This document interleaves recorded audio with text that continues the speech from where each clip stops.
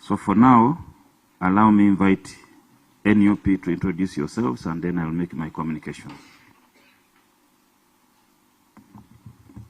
Thank you very much, Honorable Chair and members of the Joint Committee. My name is David Lubongoya, and I'm the Secretary General of the National Unity Platform. I'm here with... Good morning, Honorable Chair and the committee members, comrades around. My name is Harriet Chemtai, and I'm the Chairperson of the Election Management Committee, NUP. Good morning, Honorable Chair and Honorable members of the committee. My name is Museveni. I am the Secretary for Diaspora Affairs in the National Unity Platform. Yeah. Okay. Let me now make my communication before I invite you to make your presentation. Colleagues, members of the committee, our stakeholders, I wish to take this opportunity to welcome you to this meeting. We continue with the consideration of the Protection of Sovereignty Bill 2026, a bill that has attracted a lot of attention from the public and stakeholders for both the good reasons and bad reasons. We as a committee, we commenced our work on Thursday last week, and we committed to Ugandans that we will give this bill enough time.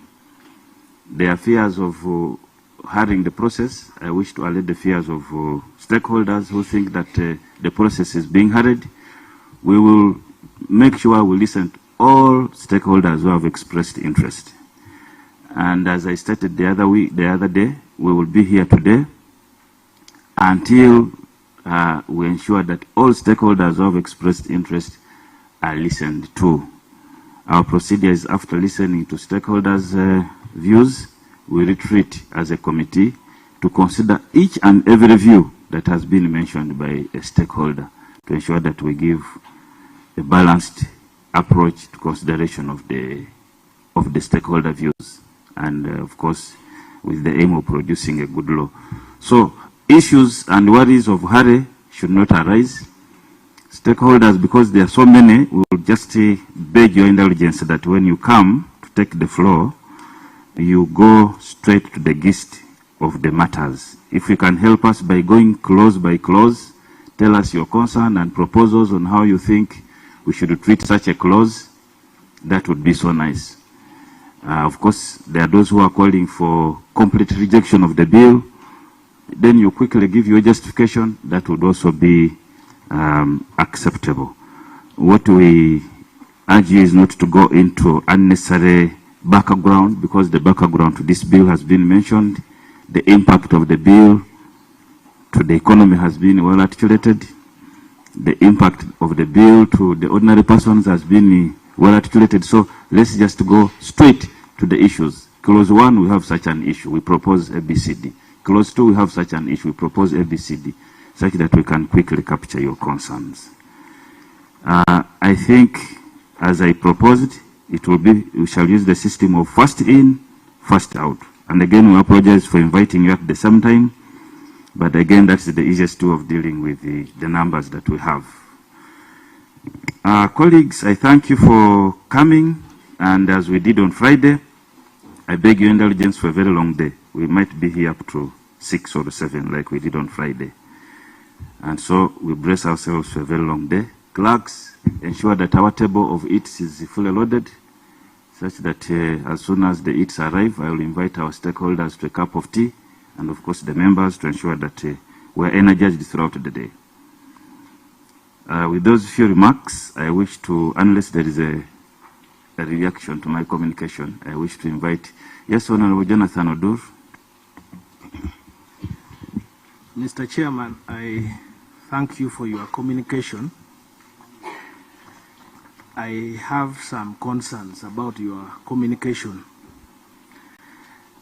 First is that the order of business of this committee, except for today, has not been circulated. You will appreciate that in our ordinary business of Parliament, we sit from Tuesdays up to Thursdays. Mondays and Fridays are usually reserved. But where there are probably important business, we are summoned. I was in Lira. I had to come back for today's sitting of the committee, which only has business of today. It doesn't tell us what will happen tomorrow, Tuesday, or Wednesday, or the entire week. Mr. Chairman, fuel is actually very costly now. So when I leave and travel that distance, I want to have full business of the week. Now I want to contrast that with your communication. You say, we are here for today. And I listen carefully, your choice of today. And all the witnesses will be entertained. I want to ask you, when you tell the witnesses that you hurry, give us the gist of your presentation. Do it quickly. The rest were well articulated. Why have you invited them here? To articulate what? And who is that person who had well articulated the issue? So for me, I think the witnesses who are here should be given ample time to explain themselves. We should not approach them with any biasness. We are a committee which is supposed to be impartial, so we listen to them. So the two things, as I react to you, is one, to pronounce yourself on the order of business. I do not want to fall in the trap of being ambushed that the committee report is now ready. Probably. It affects the members' right, my right, in case I want to dissent from the main report, which is now a practice here in Parliament, that you are just ambushed in the morning and say the order paper is ready, you come and present, and we don't have time, and you are technical staff here are usually very hostile to us members when you request them to do a minority report. So at what point are you going to conclude the majority report by way of schedule? And then at what point are members who may wish to dissent be given opportunity to dissent? So I want you to be clear so that we know going forward what is the schedule for tomorrow. Are we going to listen to more witnesses? I personally received communication from witnesses that have submitted they would like to come. So can you guide the general public that we have up to Friday or up the next 2 weeks to listen to witnesses, and there we shall close, other than this disguised public participation? Thank you. Honorable Jonathan, this is not disguised. This is a public participation within the rules of Parliament. Now, commenting on your concerns, the first one is the issue of the order of business of the committee. You raised this matter on our WhatsApp forum. I'm sorry I didn't respond yesterday. I think I was engaged with weekend issues. I now direct the clerks to capture all these stakeholders who have raised the interest in appearing, such that then you do a program for the entire week, such that we can know approximately when we might be through with the stakeholders. But make sure at least a minimum of 12 stakeholders in a day. And that program should be posted to our WhatsApp program by end of today, such that we can be able to help members plan their week. But the issue is that we are not here for only today. We are here for today, tomorrow, the other day, until we are done with all the stakeholders. If by the end of today the clerks report that there are no more stakeholders, we will announce that we have concluded with the stakeholder consultations. But as far as I know, we are not even halfway so far, if I may, from what I heard. The stakeholders are so many, so it might be going on the whole week. But clerks do the program and flash it on our, and then that program will be shared to the public as well. And then the issue of asking the stakeholders to hurry, I have not asked anyone to hurry. I've only told you that try to be straight to the point. It does not help meandering. Just go straight to the issue. If the issues are so many, you could even take an hour. But when you are straight to the point, that's what I was saying. Just try to be precise. But you have your time. You will not be hurried. We are ready to listen to you and interact with you. No hurry in Africa. That was my teacher of history. He used to tell me, in Africa there is no hurry.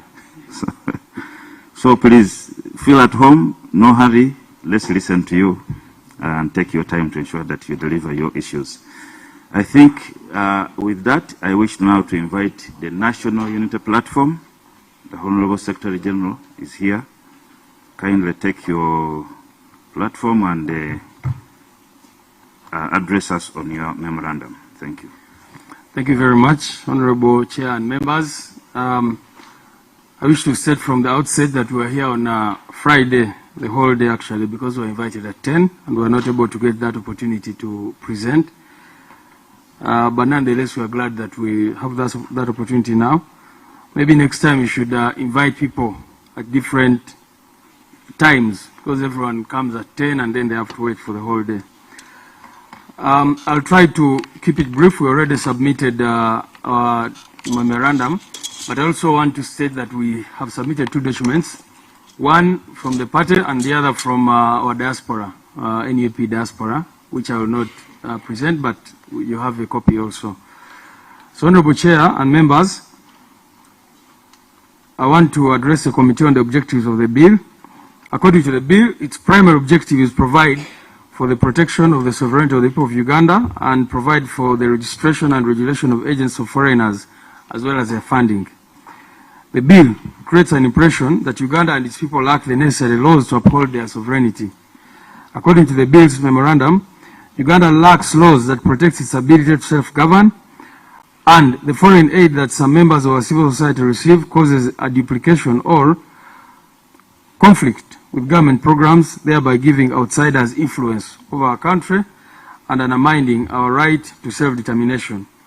It is also claimed in the bill that foreigners and their agents in Uganda use online platforms to facilitate social discord, and further suggested that civil society organizations funded by foreigners do not operate in accordance with the interests of Uganda. In our humble view, the foregoing representations cannot be any further from the truth. Uganda already has several laws that sufficiently address whatever mischief the bill seeks to cure, and the laws that we have in place stipulate sanctions if violated. Chief among these is the 1995 Constitution, which in Directive Principle 4 and Article 1 guarantee the sovereignty of the people of Uganda.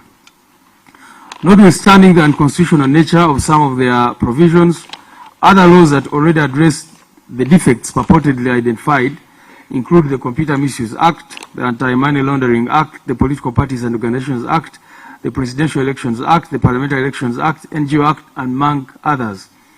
You notice, Honorable Chair and members, that, for example, the Political Parties and Organizations Act sets in place how much money a political party can receive in a given year from foreign sources.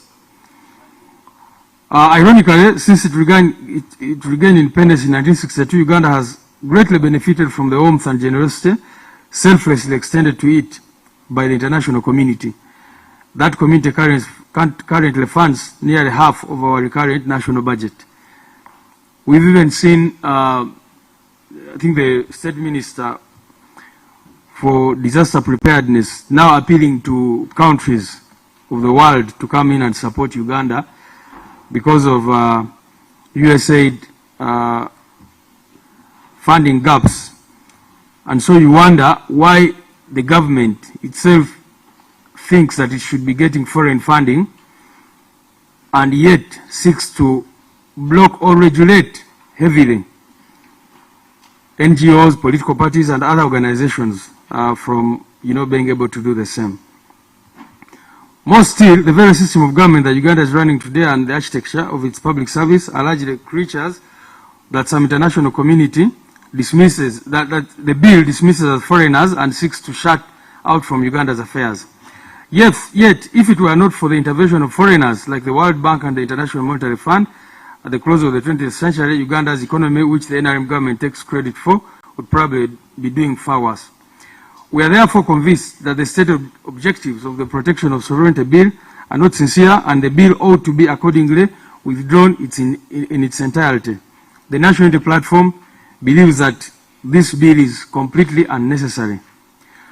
At the outset, I wish to also state that we are concerned. Of course, I've had your assurances, Honorable Chair, but we are concerned about the speed at which this bill is being processed, and we hope that stakeholders will be given sufficient time to give their input, especially because of the implications of such a bill. Now let's look at some of the implications. While ostensibly seeking to protect Uganda's sovereignty, this bill severely limits the ability of Ugandan citizens to exercise or enjoy their fundamental rights and freedoms. It fails to meet the constitutional threshold required for such limitations by Article 43 of our Constitution as below. 1. Whereas on the surface, the bill states in its objectives that it aims at protecting the sovereignty of Uganda and its citizens, it collapses under scrutiny. 1. The bill conflates the interests of a sitting government with the interests of the wider public. This is seen, for example, in clauses such as Clause 2(2)g and Clause 8(3), which prohibit citizens from influencing the public to oppose a policy of government and from hindering or disrupting the implementation of government policy, respectively. Honorable Chair, our duty as the opposition, for example, whether we are in Uganda or abroad, is to oppose government policy. That's why we are there, as the opposition, to oppose what the present government is doing. What this bill is saying is that if someone is opposed to public policy, and you're a foreigner, and I'll come to that, then you are committing a crime. This bill is essentially criminalizing opposition. We know that in Uganda, opposition has already been criminalized, but once you say, that citizens should not influence public policy or oppose the policy of government, then I think that's extremely unconstitutional. The bill targets conduct that is already regulated by existing laws, as we already submitted above. The public interest apparently claimed in the bill's memorandum, that is, of filling legal gaps, is therefore factually false in the face of the existing laws. C. Several provisions of the bill have no conceivable public interest anchor. For instance, Clause 2(2)g, which implicitly requires anyone who influences the public to oppose the policy of government to first seek approval of that government, does not, protect any public good. Instead, it shields policy of that government from public criticism, thereby unjustifiably limiting the public's freedom of speech and its right to participate in the affairs of government. This clause alone effectively bans the political opposition, like I've said. Even where such public interest exists, the limitation must not amount to political persecution, and it must be demonstrably justifiable in a free and democratic society as envisaged by Article 43(2)(a) of the Constitution. For example, in this bill, under clauses 3, 4, 6, 6, 14(1), 15, 16, etc. of the bill, these clauses effectively place entire regulatory and enforcement mechanisms of the bill under the direct control and or guidance of the Minister of Internal Affairs, a political appointee, who is appointed by and answerable to a sitting president. The said clauses grant the minister wide discretion to register, deregister, refuse, suspend, or revoke the operational certificates of anyone deemed to be an agent of a foreigner, with no meaningful procedural safeguards to restrain the existence of that power, the exercise of that power. This exposes opposition politicians, NGOs, investigative journalists, researchers, whistleblowers, and other real and perceived opponents of the minister and his appointing authority to political persecution. Therefore, these limitations are disproportionate and thus unjustifiable. As we have stated above, the objectives stated in the bill do not match the provisions therein enacted. In our view, for example, clauses 5, 3, 7, 4, 8, 3, 10, 12, 13, 14, and 22 of the bill effectively suppress dissent instead of protecting the self-determination of the people of Uganda. We also consider the following clauses to be overly broad and disproportionate for the reasons indicated against each. The definition of a foreigner under clause 1 of the bill is as ridiculous as it is the foundational source of the bill's overbreadth. Every substantive offense in the bill is construed around this definition of a foreigner. meaning that it is disproportionate, that which infects almost every provision. Our view is that once you begin with the definition of a foreigner in that manner, that particular provision affects the rest of the bill, and that is why we oppose it in its entirety. The definition is unconstitutional because first, it includes Ugandan citizens residing out of Uganda.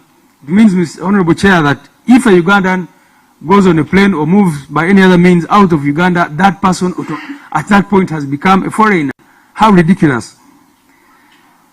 This provision is unconstitutional. It renders these people foreigners in their own country by their mere fact of physical location abroad. The presupposition is that maybe they should even abandon their passports. That once you move out of Uganda, even if you have a Ugandan passport, at that point you've become a foreigner.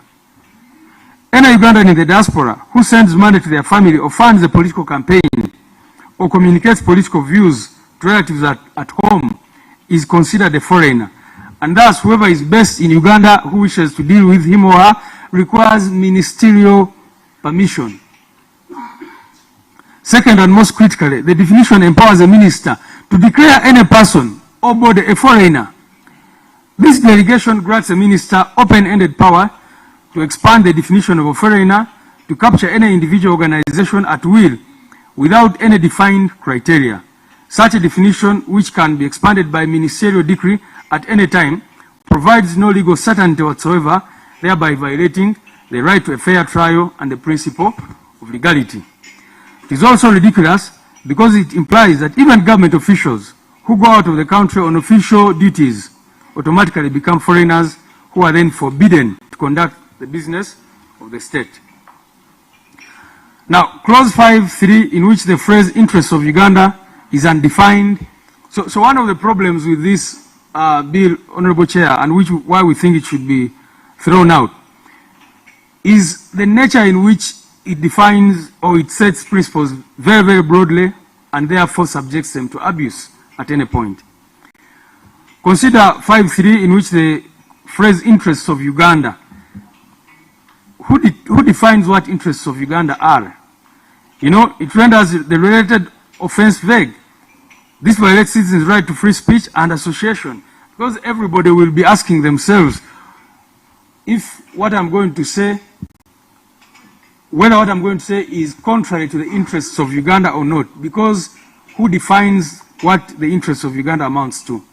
Clause 6.1 and 2 require cabinet approval before any person performs functions ordinarily the responsibility of government, as listed in the 6th schedule to the Constitution, cripple legitimate NGO service delivery in sectors like health and education, in disproportionate violation of citizens' freedom of association, right to work, civic participation, etc.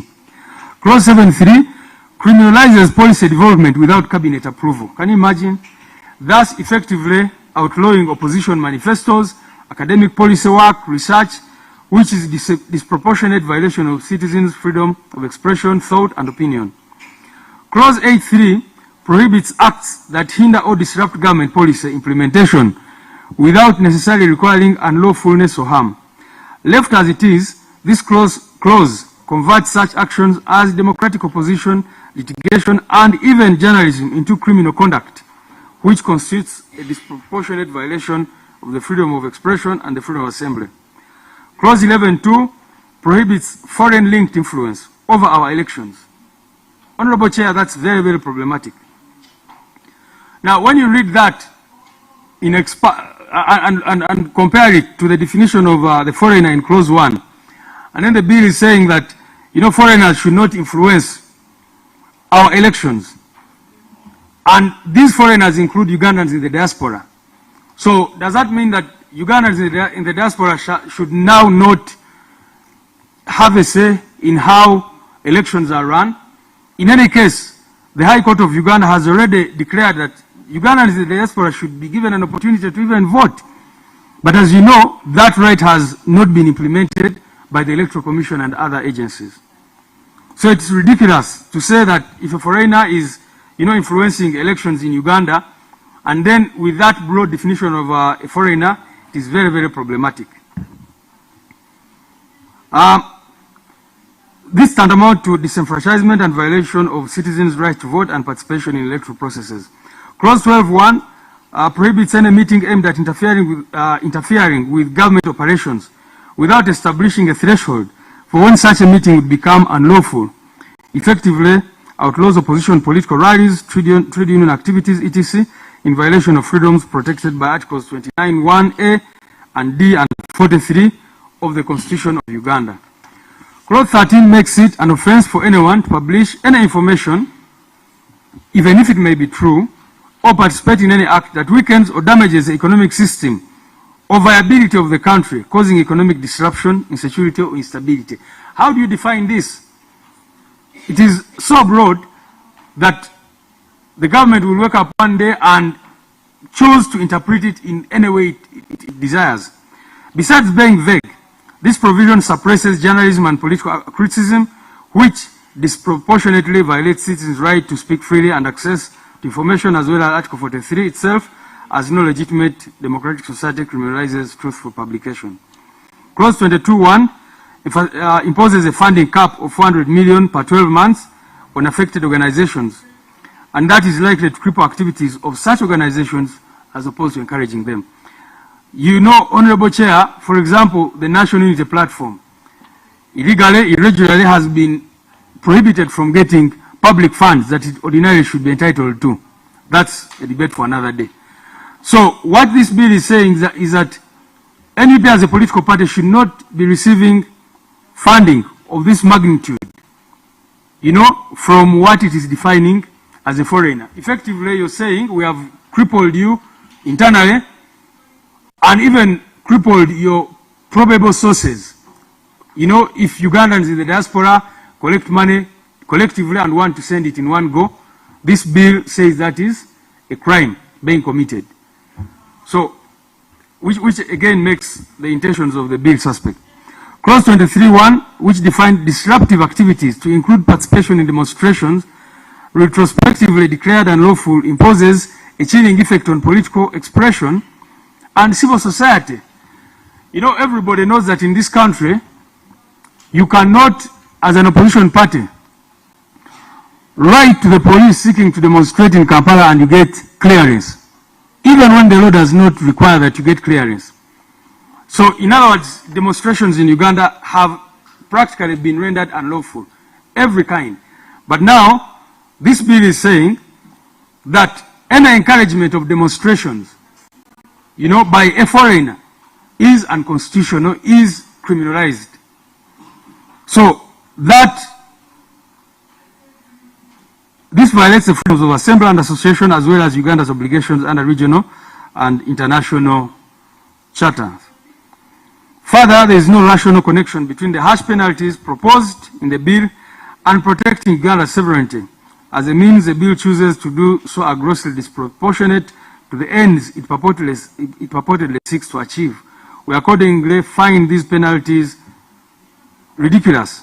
Clause 5.4 proposes a fine of up to 2 billion or 20 years imprisonment or both for promoting interests of a foreigner, which again has not been defined. Clause 6.4 proposes a fine of up to 2 billion or 20 years imprisonment or both for exercising government functions without approval.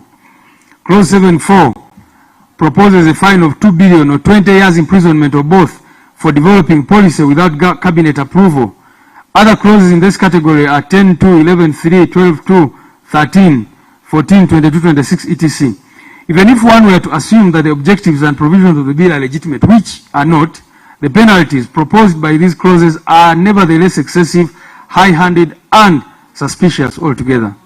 Rather than using the most minimal options available to limit the rights of Ugandan citizens in pursuit of its stated objectives or protecting our sovereignty, the bill instead resorts to the most restrictive options, such as criminal prosecution with very long prison sentences and steep fines. Yet less restrictive means would have served the stated purpose, and in fact our argument is that the present laws do that. In conclusion, the Protection of Sovereignty Bill is unconstitutional and dangerous in its implications for democratic governance in Uganda. Its alleged objective of protecting Uganda's sovereignty is not only undermined by the existence of adequate legislation already in place, but it also directly contradicts the bill's operative provisions, which systematically dismantle the very fabric of civic, political, and associational rights and freedoms through which the people of Uganda meaningfully exercise their sovereignty. The bill concentrates unchecked executive power in the Ministry of Internal Affairs and criminalizes ordinary democratic participation. It imposes penalties too severe to be considered merely regulatory and defines foreigner in such an absurd and expansive manner that renders every substantive provision anchored on the definition to be constitutionally defective. We accordingly call upon the committee to reject the bill in its entirety and recommend its withdrawal to the House. The National Unity Platform, I've seen some people say that this bill definitely targets the opposition right now as it is, especially because of our engagement with the Ugandan diaspora, and because the present government has tried and done everything possible to limit the operations of, for example, the National Unity Platform internally. So when they see Honorable Kyagulanyi, our president, addressing the EU Parliament on what has gone wrong in Uganda, they feel that they need to bring such a law. Our advice to them would be to correct what has gone wrong, instead of trying to come up with all these laws to criminalize every legitimate political participation and activities of the opposition. Let them do the right thing. Let them ensure that elections are free and fair. Let them stop abductions. Let them ensure that Ugandans can enjoy their freedoms and rights as enshrined under the Constitution. If they do that, there will be no need, for the opposition to even do what we are doing. But this law, as it is persecutorial in nature. It is intended to persecute and not to achieve any other objective. I thank you, and again, we have submitted both our own and also a memorandum from the diaspora. Thank you, Honorable Chair. Thank you, Comrade Lewis.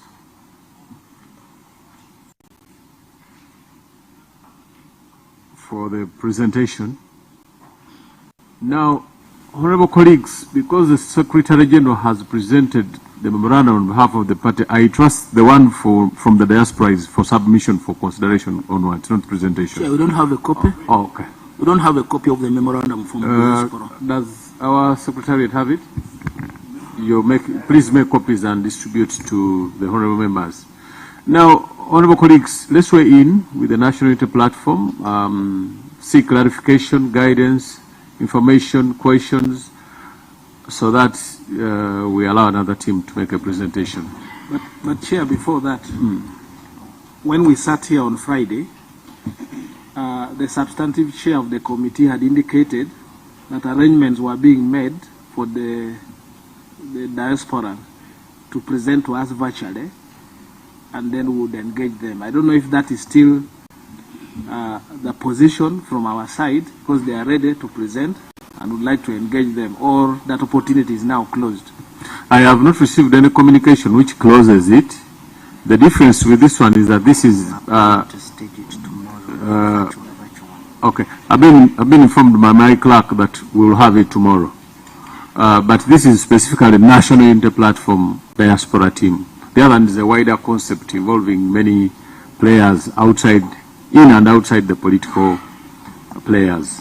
So let's weigh in. We'll start with the Honorable Yusuf Nsibambi. Thank you, Chair, for your procedure.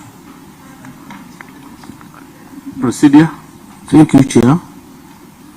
Chair, the Honorable Nsibambi here is scheduled to present from the other side. Through you, I'm aware that he's a member of Parliament. Chair, I want to know whether it is procedurally okay, and if he's trying to enrich his submissions through asking the other side, our witnesses, and enrich his his submission yet to be presented. I want to know whether it is procedurally okay for him to now to start asking our witnesses, yet he's supposed to also to present his paper from the other side.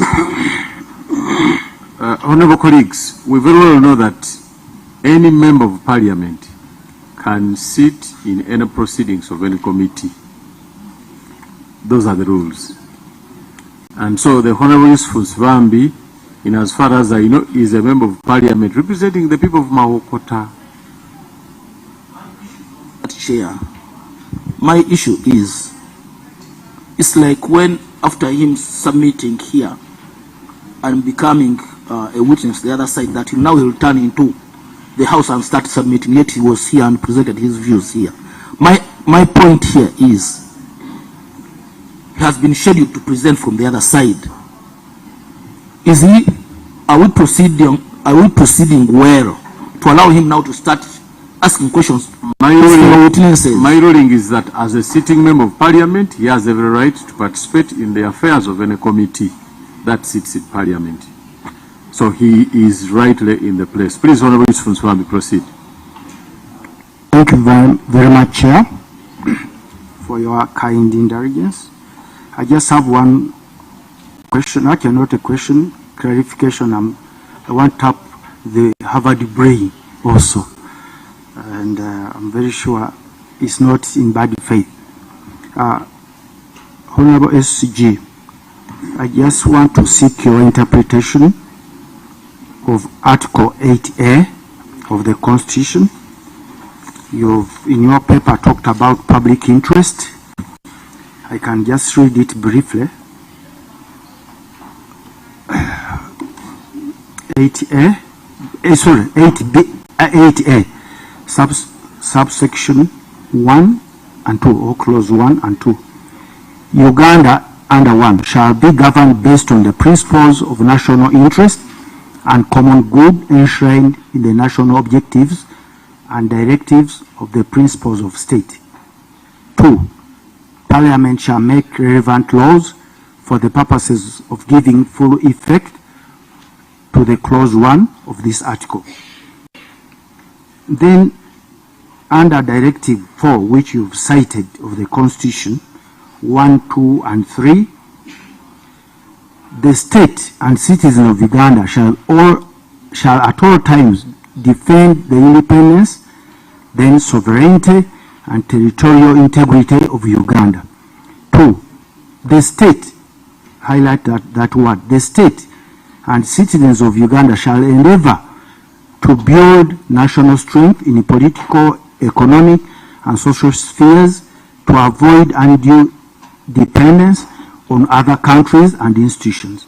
And 3, the state, again highlight the state, shall endeavor to mobilize, organize, and empower Ugandan people to build independent and sustainable foundation for the development of Uganda. In light of this bill, what is the role of the state? Because you said it should be thrown out. But under Article 8A, we have to make laws to ensure the protection of this interest. So what is the role of the state looking at this bill? Thank you, the Honorable Yusuf Nsibambi. I'm glad you acknowledge the strength of the Harvard brain, and it's courteous that you seek clarification. Honorable Keo. Thank you, Chair. I also want to thank the Right Honorable SG for the presentation. I wanted to draw his attention to his paper on page 3 and subheading, the limitations do not serve the legitimate public interest. And when you come to A, where actually you say that is people may come out and oppose, and you clearly stated that actually the opposition is supposed to make sure that mobilizes the citizens from influencing the public to oppose the policy of government. One of the policies of the government is UPE, is PDM. I wanted you to put clarity on this. Actually, that the opposition we should oppose PDM that brings people money into people's pockets. I wanted you to put more light on this, UPE, because you are saying that actually when we should oppose government policies. Thank you. Thank you, Honorable Keo. You know, Honorable Keo is from the islands, so put that into consideration when you're responding. Who is next?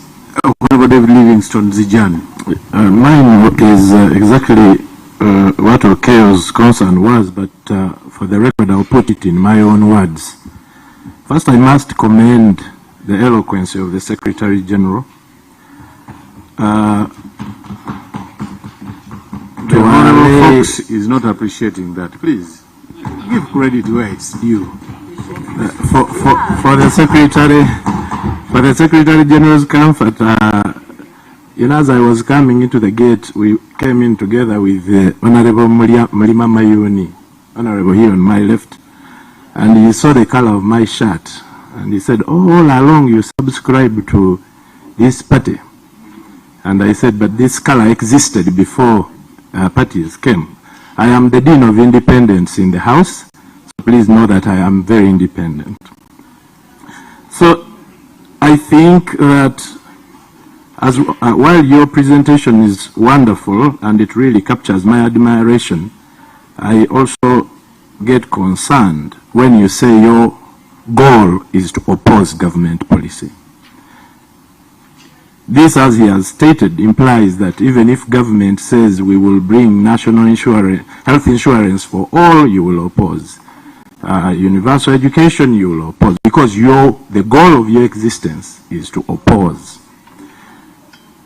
And so, it then makes me jittery to the subsequent presentations you make and the indictments to the different clauses, because I'm thinking, okay, you would oppose anyway.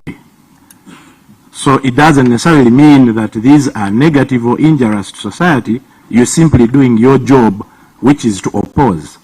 So if you might want to revisit that particular statement, it would be helpful. What is your question, Honorable Zijan? My question, actually mine wasn't a question, it was seeking clarification. Ah, okay. Thank you. Thank you. Is that part of what we can do? Yeah, seeking sure, clarification? Sure. Yes, I was. Thank you. Odoi Benadonin. Thank you, Chair. I want to draw the attention of the Secretary General of NUP to page 2, item 3. And the wording is, notwithstanding the unconstitutional nature of some of their provisions.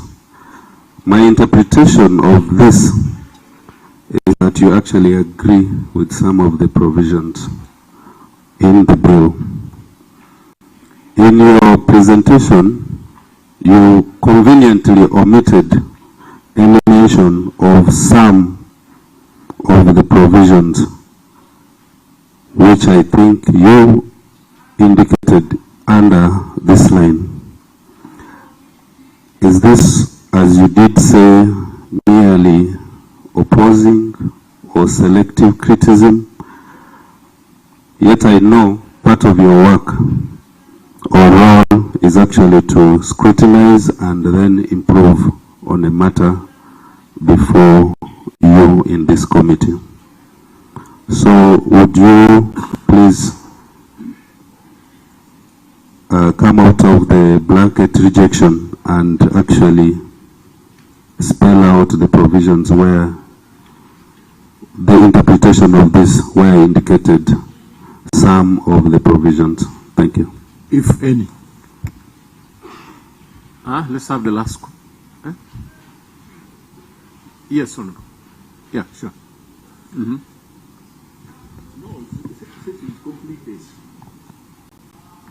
Thank you, Chair. Thank you, Chair. Mine is goes to the Secretary General of NUP.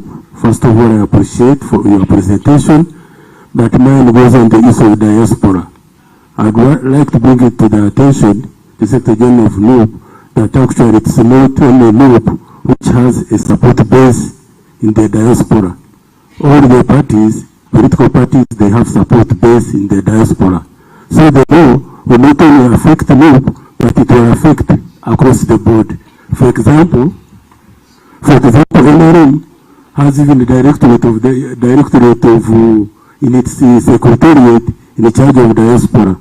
So NUP, I want to arrange your fears that this law is only affecting you, so it will affect the whole across the board of all political parties. That is That's order. That's the Honorable Reuben Arinitwe. He has allayed his fears. I had given Sechitoleko before the Honorable Reuben came in. Sechitoleko, do you want to oppose your Secretary General? No, sir. Okay. Procedure, Honorable Chair. Procedure? Honorable, I am aware, Honorable Chair, that Honorable Sechi, my wonderful neighbor here, sat at the Secretariat of NOP to draft the position the Secretary General has just presented before us.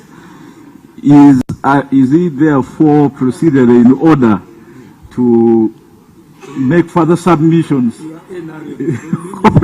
after his eloquent Secretary General has presented? Thank you, Honorable Fox. The Honorable Sechitoleko will make his submissions as a member of the committee. It's actually his right. Please go on. Thank you, Honorable Chair, for the wise ruling. And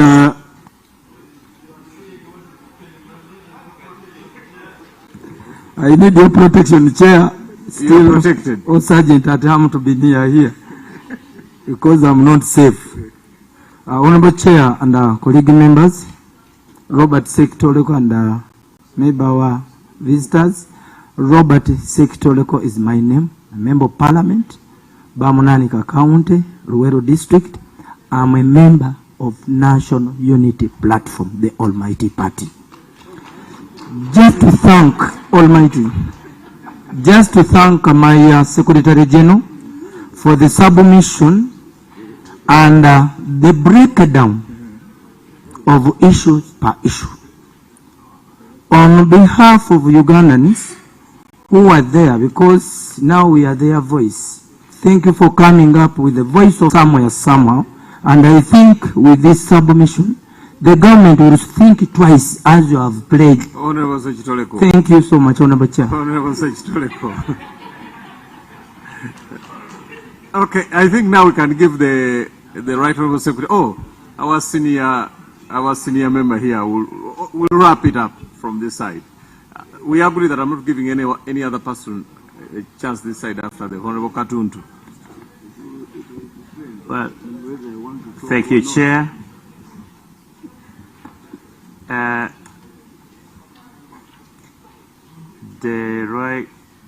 The Secretary General alludes to legitimate and illegitimate intentions. I would like to limit myself to the legitimate ones, because illegitimacy sometimes becomes speculative. Let us go to the legitimate ones as presented. We want to assume that the bill is brought in good faith, and we address ourselves to the good faith which has been brought. One, you talk about the bill being unconstitutional. Reason is that it is founded on the definition of foreigner, which in your view and many other people's view is that it exceeds beyond what is provided for. Can we now, as a matter of clarification, number one, if this committee looked at the definition of foreigner and we come up with a different definition other than the one in the bill, would that calm your fears? Especially that you say that literally, I think you mentioned around 6 clauses or 7 clauses are based around the definition of. It's about this unconstitutionality. You look, if you are talking about the entire bill, the unconstitutionality of the entire bill would be looked at in reference to the object of the bill. However, if the object of the bill is actually constitutional, then you go specifically to details of clauses, because you can have the object constitutional, but many other clauses unconstitutional, because we need to make that distinction. of the bill being constitutional and many clauses being unconstitutional. If, in my view, we address the constitutionality of the clauses as you've outlined them in your submission, would that calm down your fears? If we go clause by clause and you see which particular clause offends which particular provision of the Constitution, would that calm down your fears? Because for us to come as a committee that the bill is unconstitutional, we must have a basis. The entire bill cannot be unconstitutional because one or two clauses are unconstitutional. Unless the entire, when you look at the object of the bill, it is clearly unconstitutional.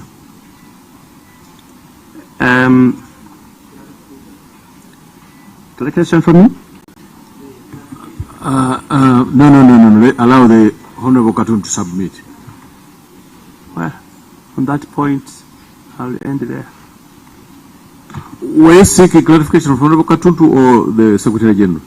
No, he has closed. Let's go to the Secretary General to make his responses and then we'll close this. Thank you very much, Honorable Chair and members, and thank you very much for the kind words. Number one, in response to Honorable Siwambi, yes, Article 81 provides for national interest, but I also want to refer you to Article 43 of the Constitution, which talks about public interest and clearly says that public interest shall not permit political persecution. This bill intends, for all intents and purposes, to persecute the people of Uganda.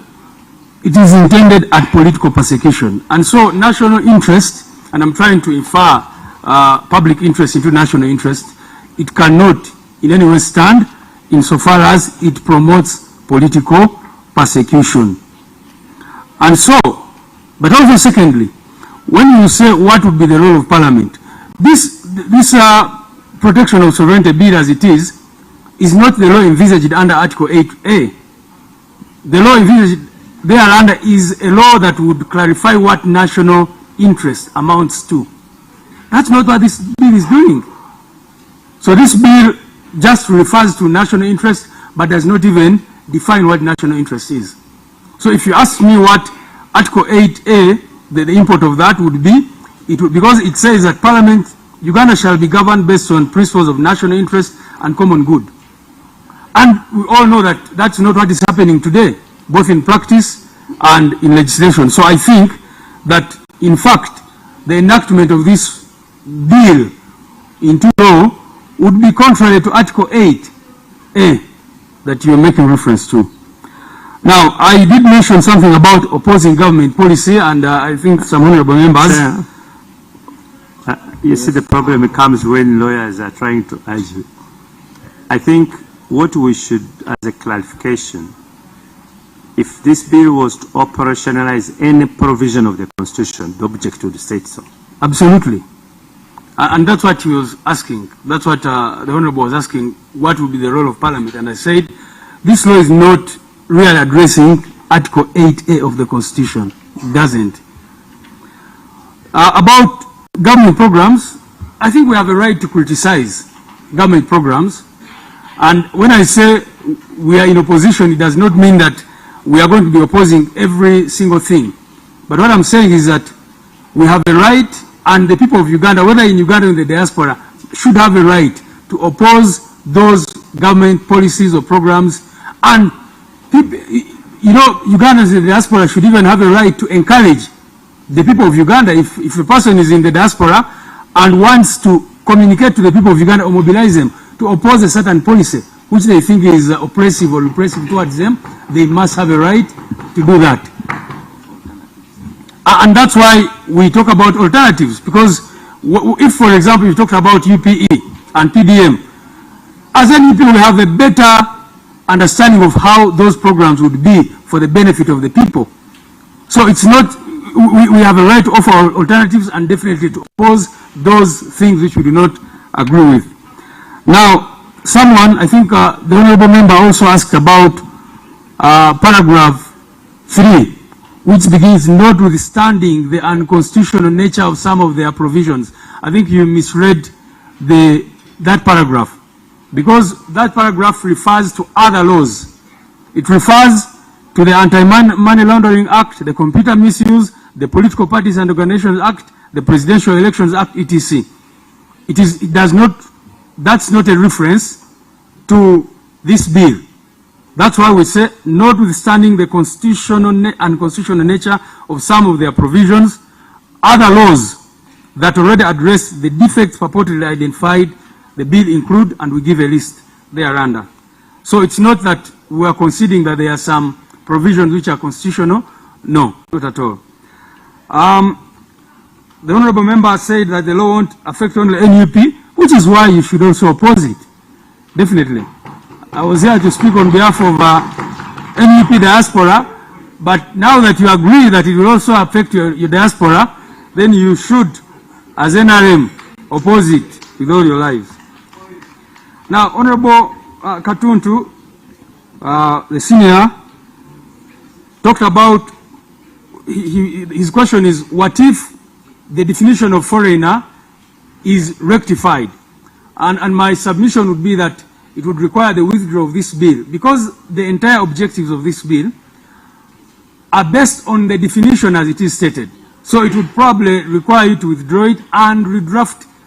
If you look at, that's why in our submission begins with the objectives of this bill. We begin by opposing, because if the objective of the bill and every other provision relates to this animal called the foreigner as has been defined, then I think even if you changed, you cannot only change the definition of foreigner and retain the other provisions thereunder in their current form, because then that would defeat the definition of foreigner as it is. I hasten to add that the cardinal stated objective of this bill is to promote the sovereignty of the people of Uganda, but in fact it takes that away. This bill takes out the sovereignty of the people of Uganda in the objectives. So that's why I'm saying that the entire bill is based on this idea of the foreigner as has been currently defined. And I think if you wanted to change that definition of foreigner, it would require this bill to be withdrawn. They go back and do a good job. If they wanted to bring a law that promotes sovereignty and not tag it to what they have tagged it onto. So that's, and then you talk about constitutionality. Again, from the objectives, we are saying that right from the objectives throughout all the provisions, everything is really, really unconstitutional if you look at it. The broad, for example, Honorable, you know very well that in the Karamaji Andrew case, the Constitutional Court was very clear about provisions that are vague, that are so broad, and I think that has come through many other provisions, including the Kabaziguluka case. Now, we are saying that if you look at the several provisions of this bill, they are so broad, they are not specific. You cannot see what they are intending to address. They are trying to catch everybody and nobody. So that's why you cannot say that by changing the definition of foreigner, you would achieve constitutionality, in our humble opinion. Thank you, Right Honorable Secretary General of the National Interplatform.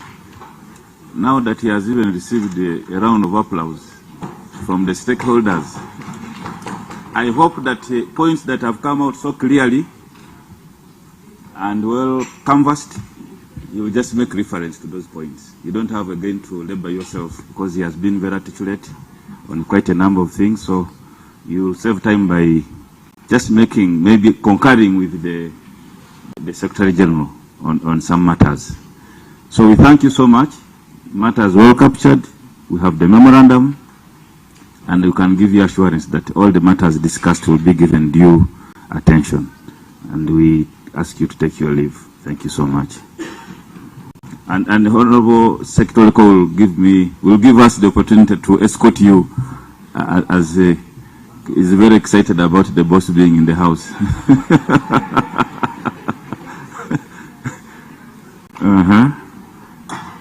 Good. So we have next is Muslim charity organizations. and the lead of the delegation will use this microphone. Yeah, this one, yeah.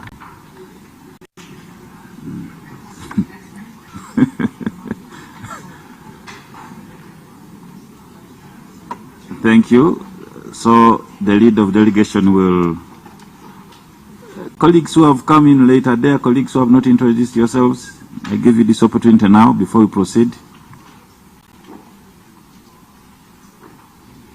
Everyone introduced? My name is Abdu Katuntu, Member of Parliament for Bugweri, and I'm a member of the Legal and Parliamentary Affairs Committee. Standing member. Yes, here, senior member of the committee. But I also have to declare my interest, conflict, and I will not participate in the conversation that arises out of that group. Okay, for obvious reasons. Quite understandable. Honorable Chair, my name is Francis Mwiruche. I'm a member of Parliament for Bweru County. Honorable Chair, I am Werife Peter Christopher, Member of Parliament of Wuro West, Nafa District, and a member of Committee for Legal and Parliamentary Affairs. Honorable Chair, I'm Sevika Joel MP Ntwetwe, Chankwanzi District, a member of Defense and Internal Affairs Committee.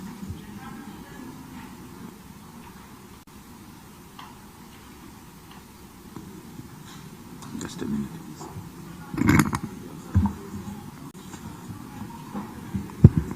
Thank you. We have a cup of tea. Stakeholders are invited. Just go quietly and pick a cup of tea and a snack.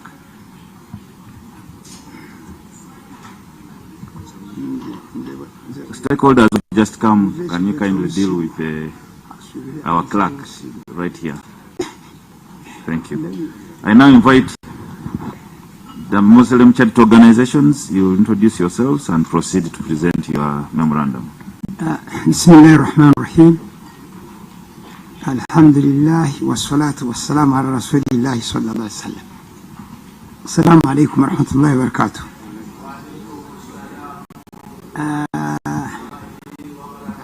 My name is Imam Ibn Idi Kasozi, the Imam, Mawanga Masjid, Muslim community.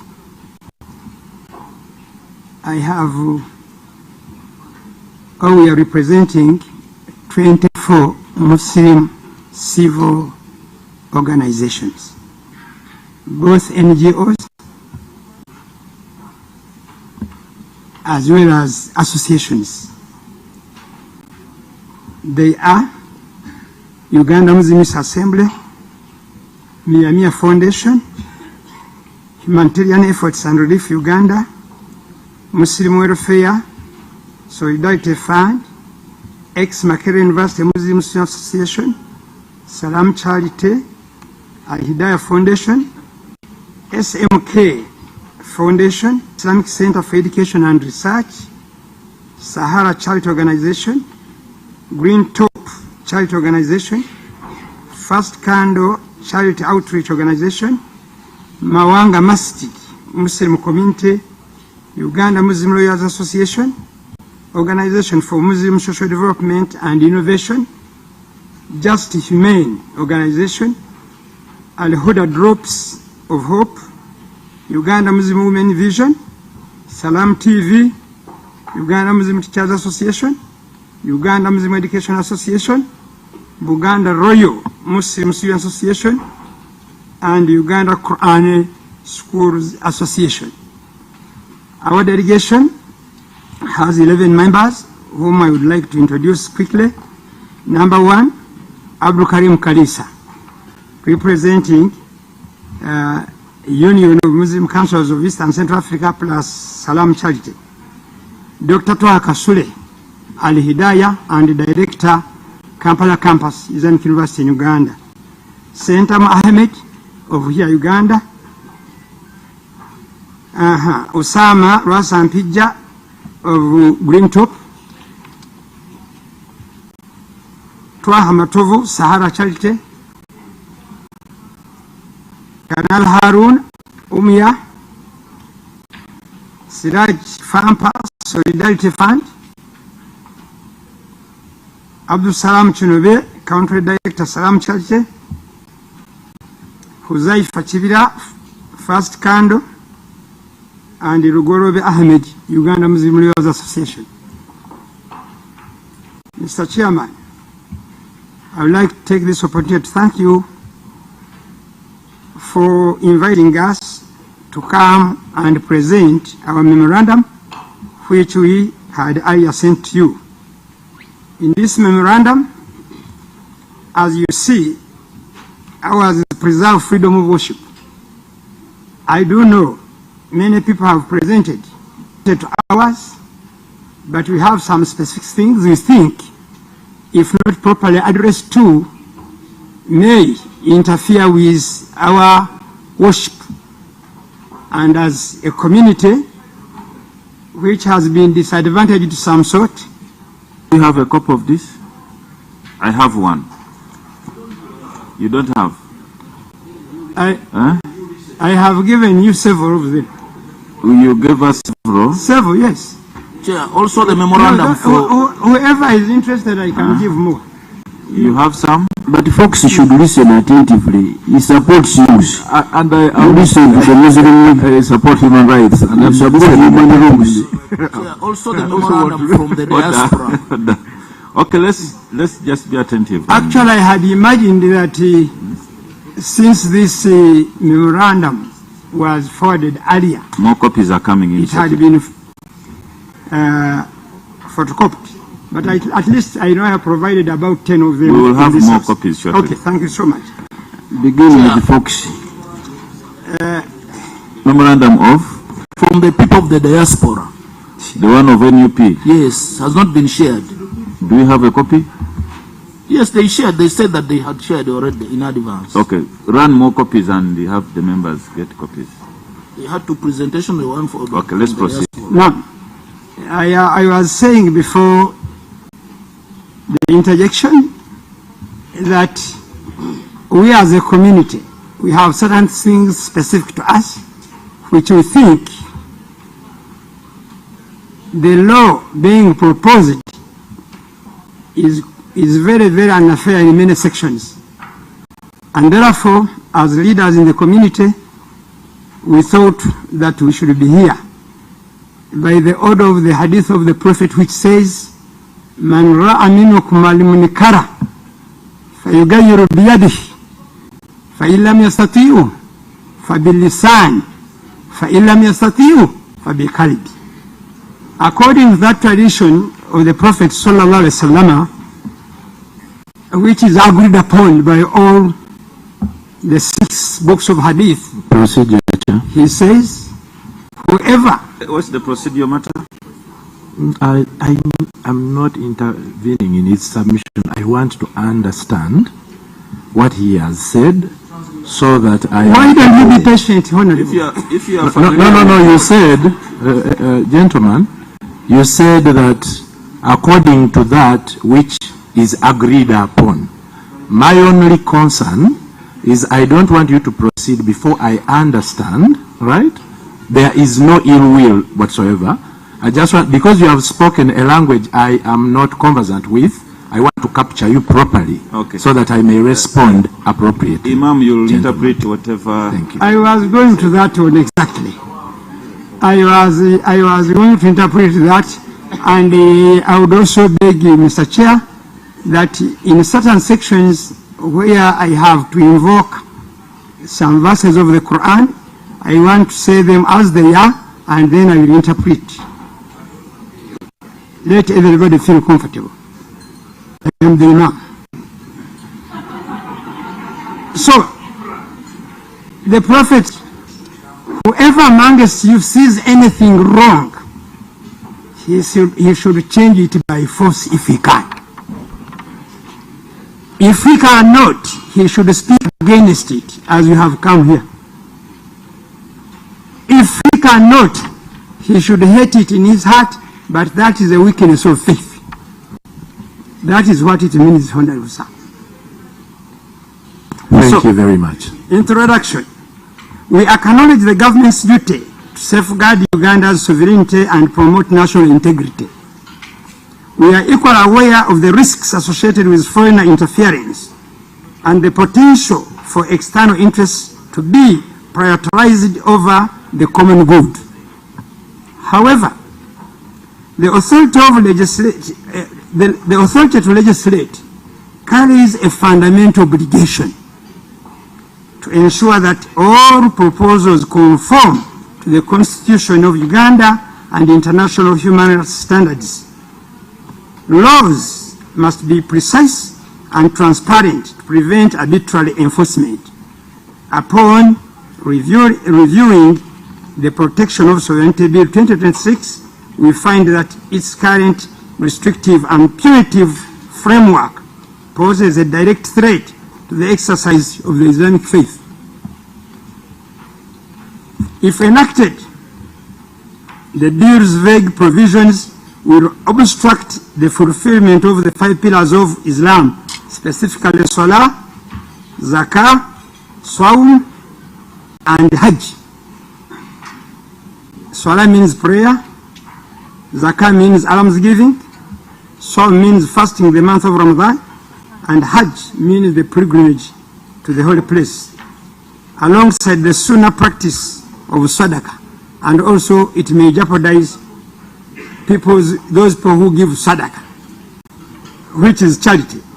By imposing these restrictions, the bill violates Article 29 of the Ugandan Constitution, which guarantees the freedom of religion and worship. We call upon the legislature to revise these measures to ensure they do not infringe upon the fundamental rights of the Muslim community in Uganda and outside. Summary of the concerns, of the key concerns. Number 1, constitutional violation, Article 29, 1C. The bill directly infringes upon the constitutionally guaranteed right to freedom of worship. 2, obstruction of the Islamic pillars. The proposed legislation creates security-led red tape that hinders the practice of Salah, Zakah, Hajj, and Ramadan. 3, unfair labeling of foreigner agents. The bill unfairly categorizes religious leaders, charitable institutions, recipients, beneficiaries as foreigner agents, subjecting them to an unnecessary, tedious process of registration. Number 4, unrealistic financial constraints. The limit of 20,000 currency points, Uganda shillings approximately 400 million, funding per year without approval from the minister is unrealistic, and a penalty of 4 billion attached to it. This will affect progress of Muslim projects in the country, including the maintenance of the National Mosque itself. As you are aware, this parliament, some few months back, you passed some assistance to this place. 5, criminalization of religious guidance by labeling the declaration of goods or services economic sabotage. The bill risks criminalizing religious leaders for providing essential moral and dietary guidance to the faithful. Those 5 areas. Number 1. So we got 3. The impact of the bill on Muslim faith. Salah or prayer and the maintenance of mosques. Salah is the second pillar of Islam, practiced 5 times a day in congregation. Islamic tradition teaches that a person is rewarded for every step taken walking to a mosque for prayers, and that Allah builds a house in paradise for a person who builds a mosque.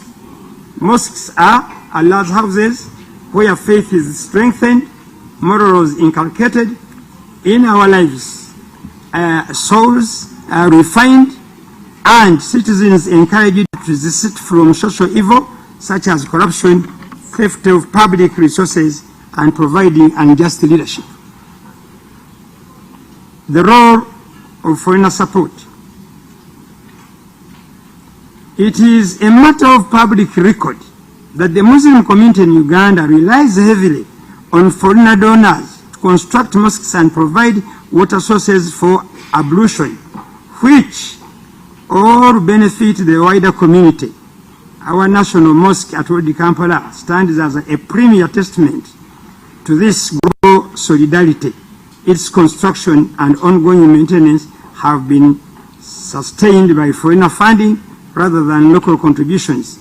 In contrast, the only notable local support recalled is the 2.5 billion provided to the Uganda Muslim Supreme Council in 2023 for constitutional reviews and elections, and the allocation of 14 billion to settle one Chabwazi debt as a result of court battles that had led to the attachment and auctioning of the National Mosque. Legislative constraints and concerns. The proposed bill threatens this religious foundation through several restrictive and measures. Number 1, financial, clause 22. The bill imposes a strict annual cap of 400 million on a foreign funding without written ministerial approval. This limit is insufficient for the construction of a modern mosque and the maintenance of a large-scale institution like a national mosque.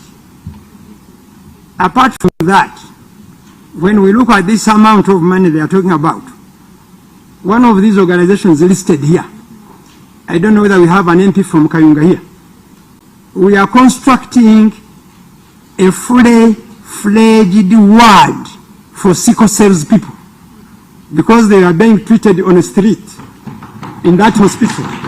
And its cost is over 400 million, including furnishing it, putting everything there in. So when you switch us to only 400 million in a year, it means we shall do one project or we shall fail to do that project even when it's of a national interest.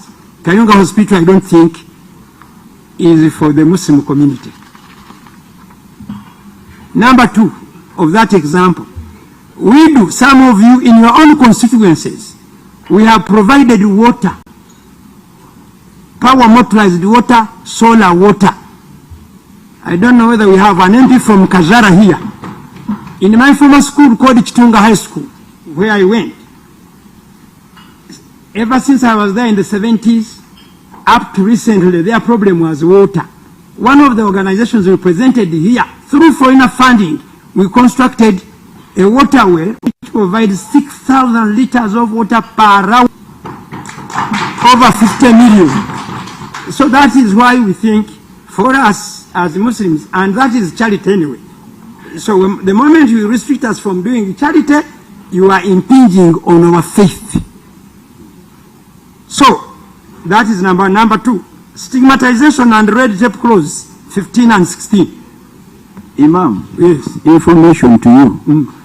In the constituency of the chairman here, we have a school. The chairman here, in his constituency, you constructed a school. Yes, even in Kamuri, the one in Namukonge, you constructed a school through the charitable chairman here.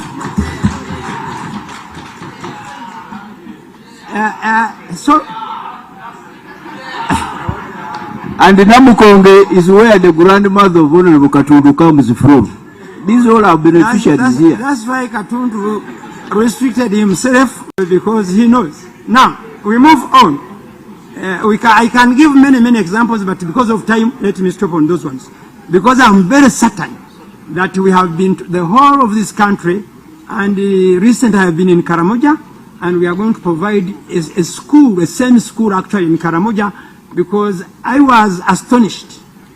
A group of about 30 school-going children, when I met them in their village, in Kangole, and I greeted them simply, how are you? None of them replied.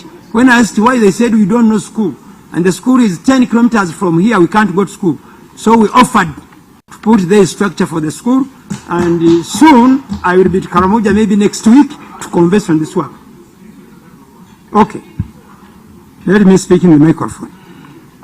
Stigmatization and red tape, clause 15 and 16, by requiring any entity or person receiving foreign support to register as a foreign agent under the Department of Peace and Security. The bill risks unfairly labeling mosques leaders and religious institutions as agents of foreign powers. And sometimes, when you leave it plainly, I have been following ever since we started this committee work. I listened to the Attorney General, and he said, you know, the Attorney General, who is a lawyer, I am not a lawyer, but I got opportunity also to teach at the School of Law, despite that I'm not a lawyer, for 3 consecutive years. And the biggest school of law in this country. So he said, as if he's presuming that somebody is going to commit a what? And he says, if you see you can remove it. Then I realized how many laws, for example, you know, Public Order Management Act asks us that if we want to organize anything, we inform the police. But the police, out of fear, thinking that they are respecting their leaders, they say that we must ask permission. So that's why we are worried that interpretation of this by auxilious implementers who are full of fear, confusing it to be respect, may cause problems to the people of Uganda under this bill. 3, security. I request you, Imam, to stick to your text. Security-led interference. These clauses will stifle the maintenance of our holy sites, entangling religious institutions in security-led red tape simply for receiving donations intended for worshiping and community service. Number 2, in Zakah, almsgiving. Zakah is the 3rd pillar of Islam and the mandatory obligation of obligation for wealthy in the world to give a specified portion of their assets, cash, livestock, produce, or materials to those in need. The Holy Quran, chapter 9, verse 60, which says, إنما الصدقات للفقراء والمساكين. For easy tension, poor is for the needy, those who work in it, the wayfarers, those in debt, those who are sick, blah, blah, blah, 8 categories. So when you restrict, if supposing a rich man in the Muslim world wants to give all his zakat to Uganda, and it is above 400 million shillings, what happens? Because it's the portion of his wealth. Therefore, that's why we think that this thing has issues. What are the legislative constraints in this one and concerns? The Protection of Sovereignty Bill 2026 threatens to criminalize and obstruct this mandatory act of faith through the following. Number 1, registration and ministerial control, which is part 3 of that clause. The bill sent from abroad exceeding Uganda shillings 400 million without prior ministerial permission is subject to forfeit. These restrictive measures will discourage international donors from sending zakat to Ugandans, directly interfering with the fundamental religious pillar. 4, prohibition on social welfare, clause 7. This clause prohibits an agent of a foreigner from engaging in social welfare or infrastructure activities without cabinet approval, encroaching on the direct distribution of alms. I have already given examples, I don't need to repeat. 3, Ramadan. Ramadan and the community feeding. Ramadan is the 4th pillar of Islam, observed annually during the month of Ramadan. Muslims are encouraged to feed the needy with immense spiritual rewards promised to those who provide items for others to break their futars. Uganda is a significant beneficiary of global contribution that enable the poor to observe the month of Ramadan. Uganda Muslim Youth Assembly, this year alone, throughout this country, distributed food to over 12,000 families, equivalent to 1.5 billion Uganda shillings. Now they want to restrict us. I don't know how many times we have been in the camps with a lot of food and others. So there are legislative constraints and concerns over this part. The bill's unreasonable procedures and funding limitations will undermine the ability of underprivileged Muslims to practice their fast. Number 1, influence on social dynamics, clause 22. The bill provides for the forfeit of assets. This one, even if I don't repeat, I have already said it. But above all, the fine it puts there. They are restricting you from receiving 400 million, but the fine is 10 times. This is extremely unfair. I don't know. I don't know.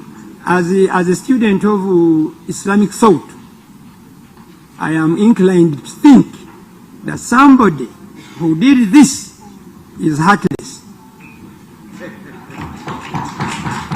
Number 2, risked property. Under these vague definitions, mosque property could be confiscated simply for hosting foreigner-sponsored feeding programs. 3, restriction on policy and provision.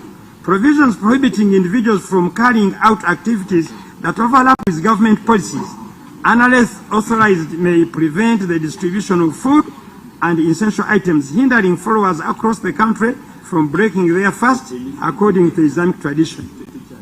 Number 4, pilgrimage. Hajj. Hajj is the 5th pillar of Islam, an obligation to be fulfilled at least once in a lifetime. For years, Islamic countries, foreign organizations, and charitable individuals have sponsored Ugandans who cannot afford the journey. Notably, even one office of the president has recently been a beneficiary of such a generation of sponsorship, which have helped many fulfill their Hajj. You are all aware that the government of Sudan during the time of Bashir gave Uganda, the president of Uganda, money to take 100 pilgrims. So this justifies that we need this support, since even the government itself receives it to give it to the people. Legislative constraints and concerns. While the bill exempts the government from restrictive measures, it imposes unkind hurdles on ordinary citizens. Number 1, expansion of the term foreigner. Clause 1. The bill defines foreigners to include Ugandans living in the diaspora. Consequently, a Ugandan in the UAE or United Kingdom sponsoring a relative for Hajj could trigger foreigner agent registration requirements under Clause 15. 2. Targeting students and pilgrims. Muslims traveling abroad for Hajj or religious studies risk being categorized as foreigners simply for being outside the country for the unspecified period. And you know, the bill does not specify the time to be called a foreigner. Even one day, you may qualify. This will inevitably constrain ordinary citizens from accessing the international support necessary for their spiritual journey. Sadaqah, charitable giving, and Islamic education. Sadaqah is a fundamental Islamic practice emphasized in the Holy Quran and the Sunnah. As a matter of fact, the Quran says that when a person is approaching death, one only thing he will regret is not paying sadaqah. And he will ask the Almighty, can you delay me for at least a moment so that I can pay sadaqah and be among the faithful? All of these other things, no. We are all going to regret as we are going to die. Sadaqah. But now we are being restricted on the amount we want to give. Therefore, I am saying sadaqah is a fundamental Islamic practice emphasized in the Holy Quran and Sunnah. It encompasses everything from a simple smile to the donation of land and millions of cash funds. Given a history of marginalization, the Muslim community in Uganda has relied on global sadaqah to educate vulnerable children, build schools, provide water sources, and support hospitals. This charity transcends religion. For example, Islamic organizations have constructed a boreholes in Katakwe, home of the Vice President, and Bukedeya, home of the Speaker of Parliament. The Islamic University in Uganda secured a $13.5 million from Islamic Development Bank to establish a faculty of engineering in addition to other donations Sadaka to train Ugandans. Therefore, we are concerned because we are aware that many of us, including myself, I am a beneficiary of the Rockefeller Foundation. When I was doing my master's degree, Rockefeller funded me. So when you say we limit foreigners from funding people, including many of you, you are beneficiaries. And on that side, I see many of you who have benefited from the Australian sponsorship scheme. You see, I know several of you, because I recommended you and you passed through. I know. Therefore, it is with that background, Mr. Chairman, that we are concerned. Therefore, what are the legislative constraints here and concerns? The bill threatens to paralyze these humanitarian and educational efforts. Number one, restriction on advocacy. Clause 8 and 10. These clauses prohibit foreigner-funded entities from engaging in advocacy or promoting policies not yet adopted by the cabinet. This could prevent Islamic institutions from advocating for essential needs such as the inclusion of the Islamic banking or religious education in national curriculum. 2. Economic support. The clause could be used to prosecute those who speak out about the marginalization of the Muslim community. Such as statements could be arbitrarily deemed as weakening the national interest or economic sabotage, stifling the voices of those who seek to improve the community's welfare. Some of the programs already mentioned in the previous presentation by a fellow from that side, he talked about PDM and others. For example, I am an imam. PDM comes to fund programs that in some way contradict the Islamic teachings. If I spoke about, if I stood in the mosque and told the Muslims that, please, if the money is to go for you to rear pigs or to establish a piggery or to establish to sell alcohol, please don't. In instance, I'm sabotaging the government program because it's PDM. Yes. But in reality, I am also defending the faith where the Constitution gives me opportunity to believe in that faith. So that's why we think that it has an issue. Number 3, threat to education. By restricting the funds that sustain teachers and preachers, the bill undermines the community's ability to raise God-fearing citizens and provide technical training to future Ugandan engineers and others. Political participation. I am about to finish, don't worry. And leadership, clause 11. The Holy Quran mandates that Muslims must be honest and faithful in practicing, in participating in the determination of their leadership. However, clause 11 of the bill stipulates that once a person is declared an agent of a foreigner, they are prohibited from participating in or influencing how Ugandans are led. This not only undermines the Quranic requirements to engage in leadership, but also risks the infrastructurizing of all beneficiaries of foreigner support. Furthermore, this is a clear violation of Article 1 of the Constitution, which vests sovereignty power in the people, and the Article 59, which guarantees the right to vote. Religious authority and economic sabotage, clause 13. Islamic leaders are mandated by the Holy Quran to guide the faithful in following what is halal, permissible, and avoiding what is haram, forbidden. This includes the authority to declare certain foods, businesses, or services haram. Under clause 13 of the bill, Such a guidance could be interpreted as economic sabotage. This creates a dangerous situation where an Islamic leader could be prosecuted simply for fulfilling their religious duty to protect the faith of their followers, thereby severely undermining the practice of Islam. The socio-economic reality. While the bill pretends to protect sovereignty by suggesting Ugandans should self-fund their affairs, the economic reality is far different. Reports from the Uganda Bureau of Statistics, UBOS, clearly indicate that many Ugandans are economically unable to do so and still require significant external support. The Protection of Sovereignty Bill 2026 is aimed at stifling the gains made by the Muslim community and the country at large. Its spirit and intentions are flawed. It infringes on ibadah, worship, and restricts the spirit of global humanism through unnecessary limitations scattered throughout the text.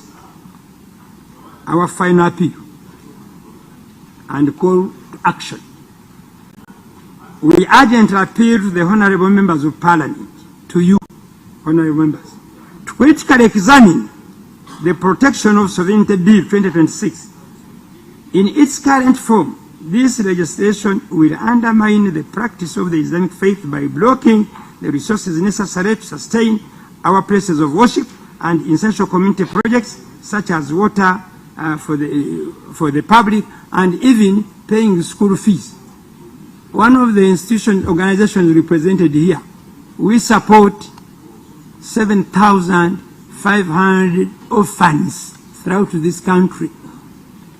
So when we restrict the amount of money, I don't know whether we shall be able to pay school fees for these children. And many of you, because I have this on thing, many of you from your own constituencies, we have these children and other projects that I have mentioned. Therefore, Uganda's development benefits from partnership with the development partners, and the restrictive interpretation of sovereignty will undermine access to development financing, disrupt ongoing programs, limit knowledge exchange and technical support. Sovereignty should reinforce national ownership of development, not isolate Ugandans from global cooperation. Effective sovereignty is best realized when it empowers citizens, protects freedoms, and fosters collaboration for shared prosperity. The bill must be withdrawn and reconsidered to reflect the unique religious realities of the Muslim community and the general socio-economic conditions of Uganda.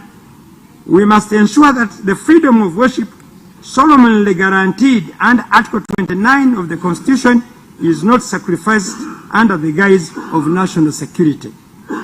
We call upon Parliament to strike out the restrictive clauses that penalize faith-based support. Should this appeal fail, we shall be left with no option but to call upon Allah, the Almighty, to save us and our faith from the consequences of this bill. Signed on behalf of the petitioners, Imam Ibn Idi Kasozi, the Imam Mawanga Masjid.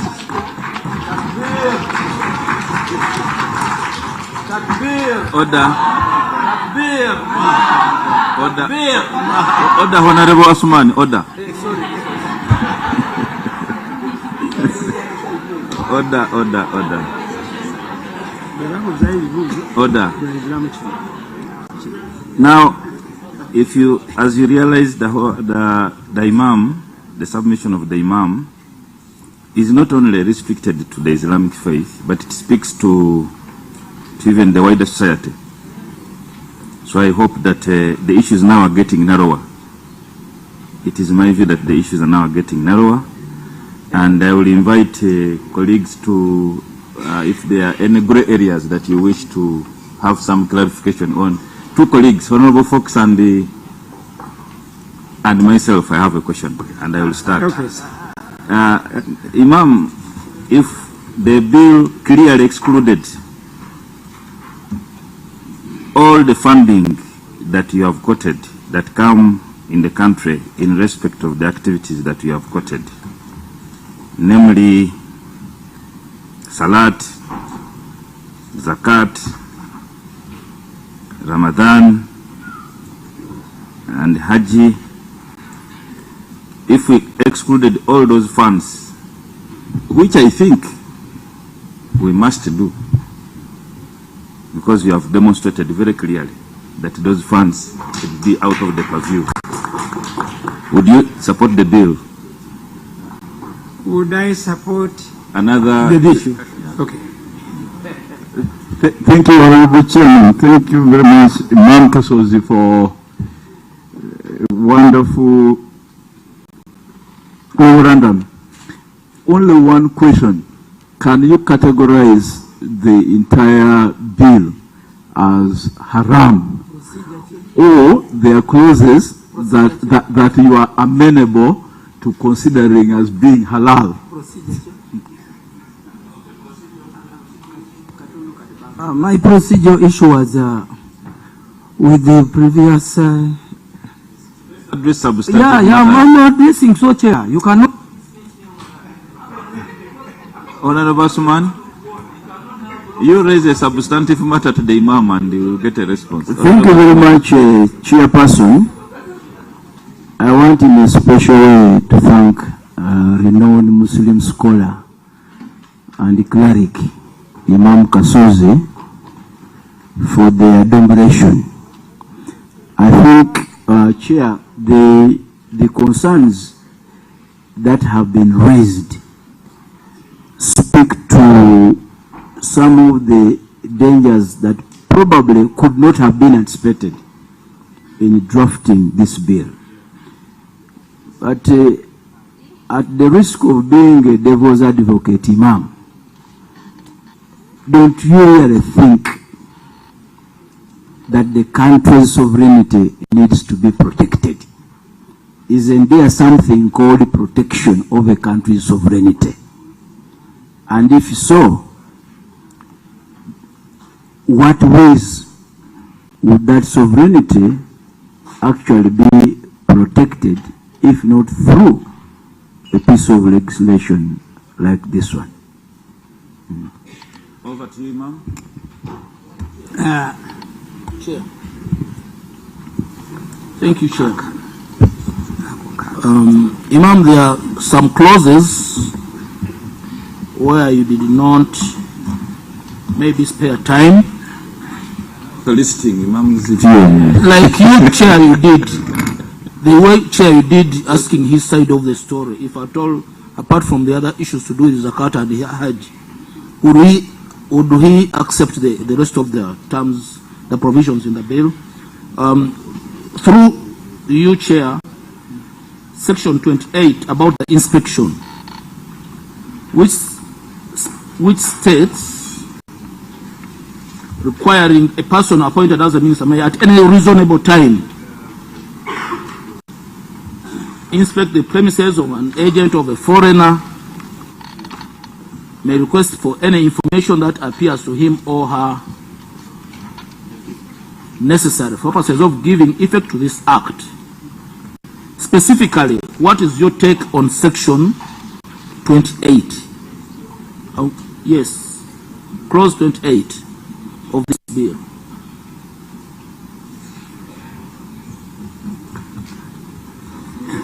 Thank you very much. Let's have the responses, colleagues. You interact with other stakeholders. I want to take a general qaida. Mr. Chairman, allow me to take a general qaida, which you call a general rule, because when I say qaida, people may think I'm talking about Al-Qaeda. But a general rule regarding the question of haram or halal. According to the teachings of Islam, haram is haram, kalilahu aw kathira. That anything, when it is haram, whether it is small or big, small quantities or huge, it is haram. That is the general rule. Therefore, if I see anything that is haram in an issue of national importance like this, disguised as the protection of my sovereignty, I have to alert others. Why? Oh, incidentally, we don't applause like that in Parliament. We foot stamp. Okay. Why? Foot stamp.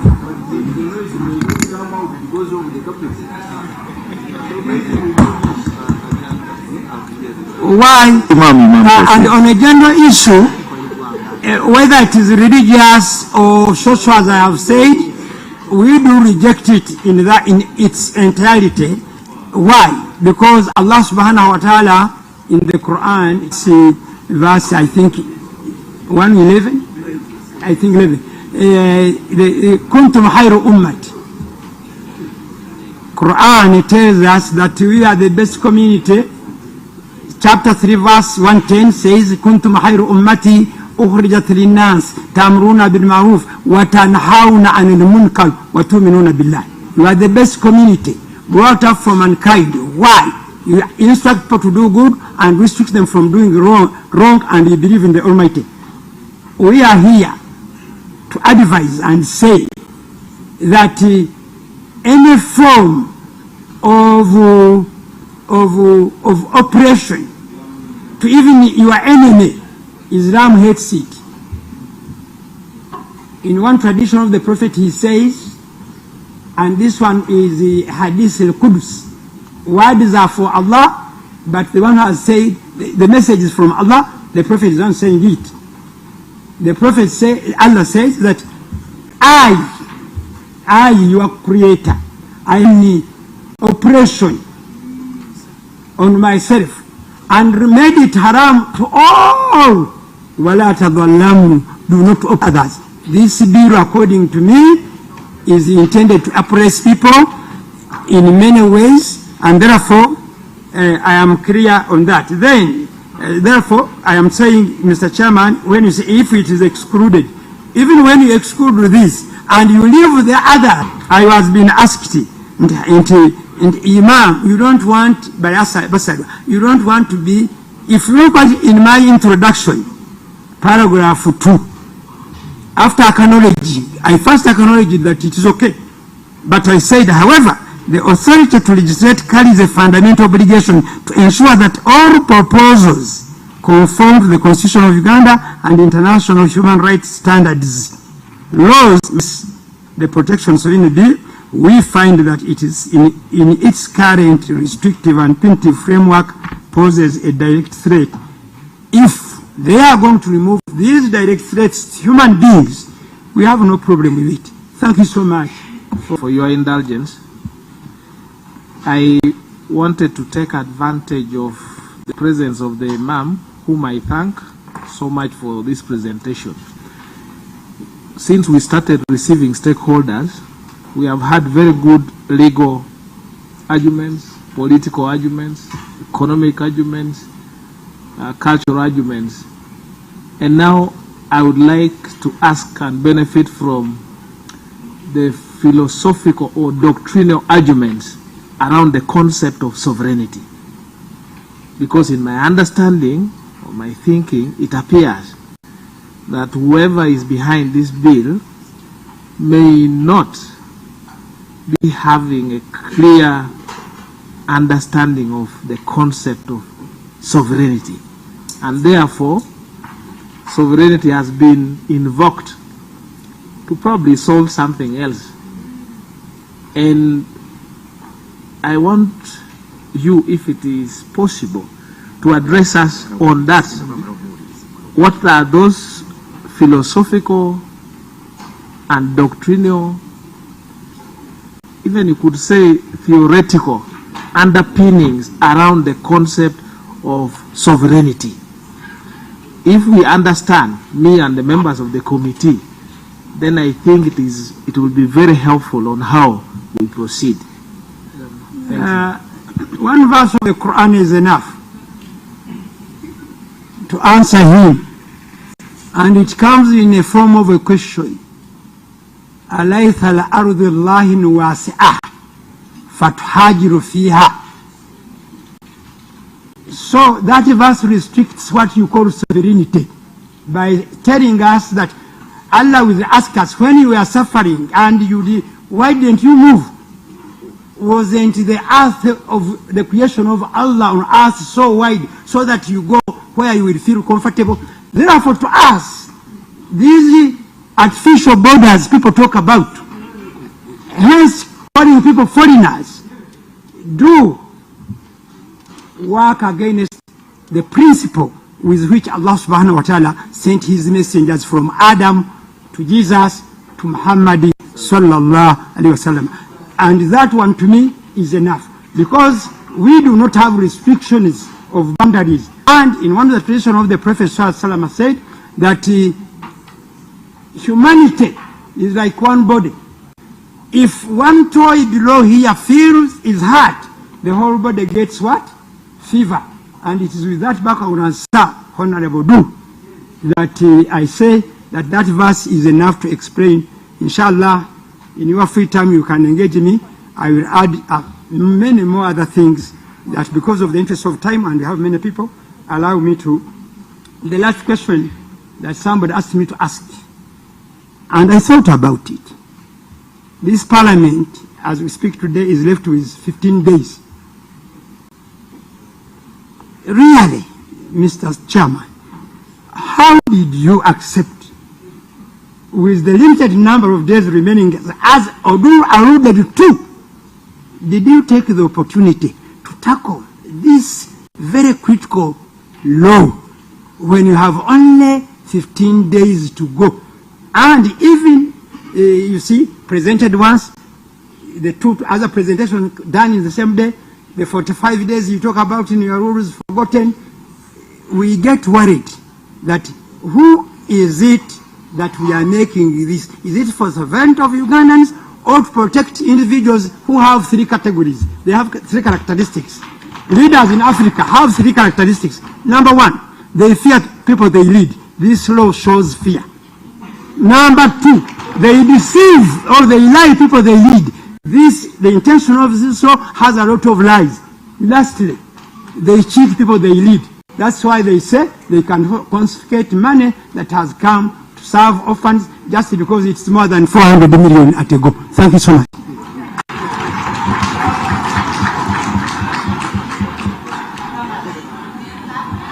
Thank you, Order. Order. Thank you so much, Imam Kasozi and your team. Just a small clarification. We are under no obligation to conclude this bill in 15 days. We are only doing our work. If we can conclude the stakeholder consultations in the few days left, and also do committee consideration of the views that you have given us, and then be able to report to the House, if it is possible, we will do that. If it is not possible, there is no hurry in Africa. This matter will be dealt with later. So we are only doing our work. The bill was read for the first time and referred to the committee, the two committees for consideration. So that's what we are doing. And we are not in a hurry. The 45 days is the maximum a bill should stay with the committee. Beyond 45 days, you seek the leave of the House to deal with the bill beyond 45 days. But a bill can be dealt with in just one day under our rules, or in a week. So, committee has 45 days. If you have not dealt with that bill, you go back to the House and seek leave to either go for another, maybe they can give you 30 days or 40 again, or 45. So, we are within the rules. We will do what we can. We are not going to hurry anyone. And if time catches us, the bill will be withdrawn and reintroduced during the 12th Parliament. Thank you so much, Imam Kassozi and your team. You can now take your leave. We have an attendance book that is. We have an attendance book running around. Kindly register your attendance to ensure that we capture.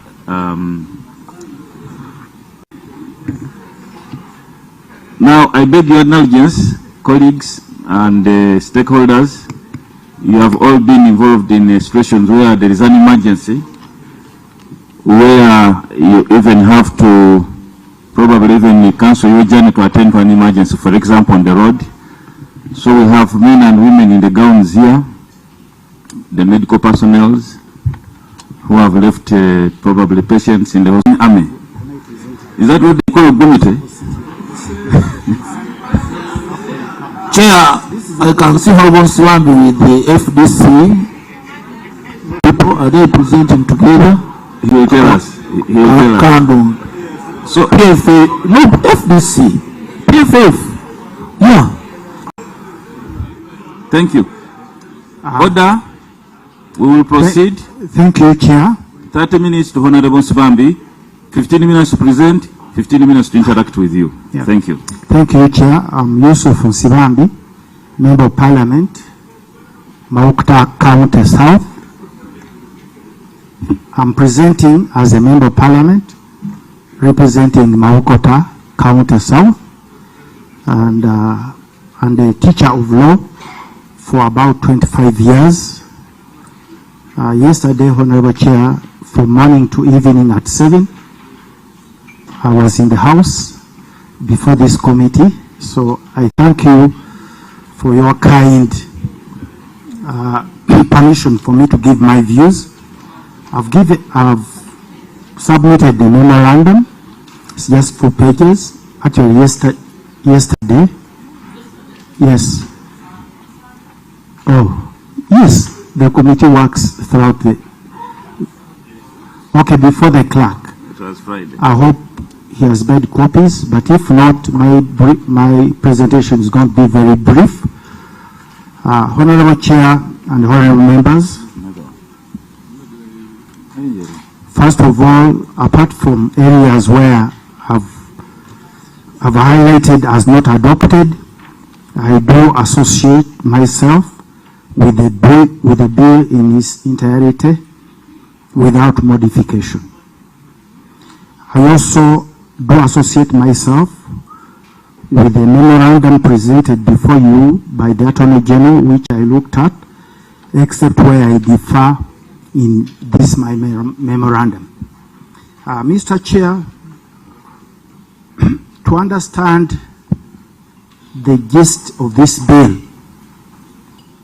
or any law, one has to look at the long title of the bill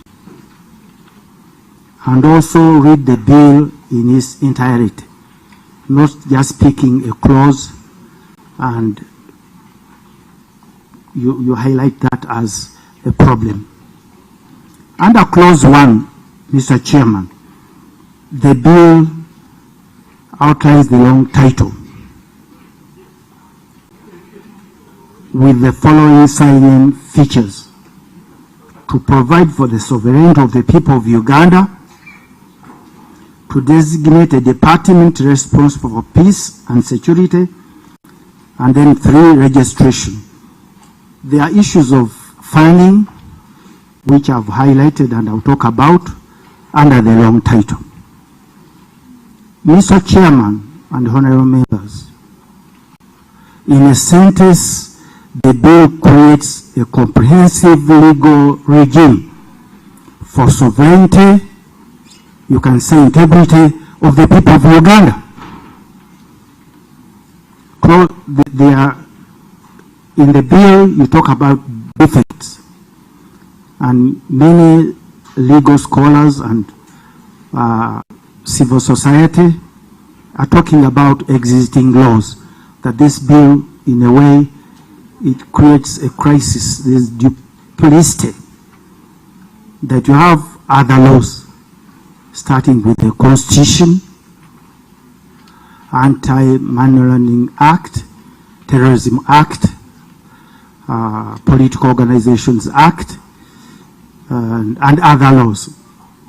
So that you don't need this bill, because there are laws prevailing which can handle the situations highlighted in the bill in the long title, which I don't want to believe, and I will briefly explain why. When you look at clause 2 about application of the bill, it is clear that this bill is not really, is not oppressive. but you really want to operationalize the Constitution. Article 1 talks about sovereignty, but you need a law to operationalize that. And we're saying comprehensively now we have a bill to put in force or the implementation of this particular article. And I'll go now straight to the interpretation clause. Mr. Chairman and honorable members, when you look at the interpretation clause,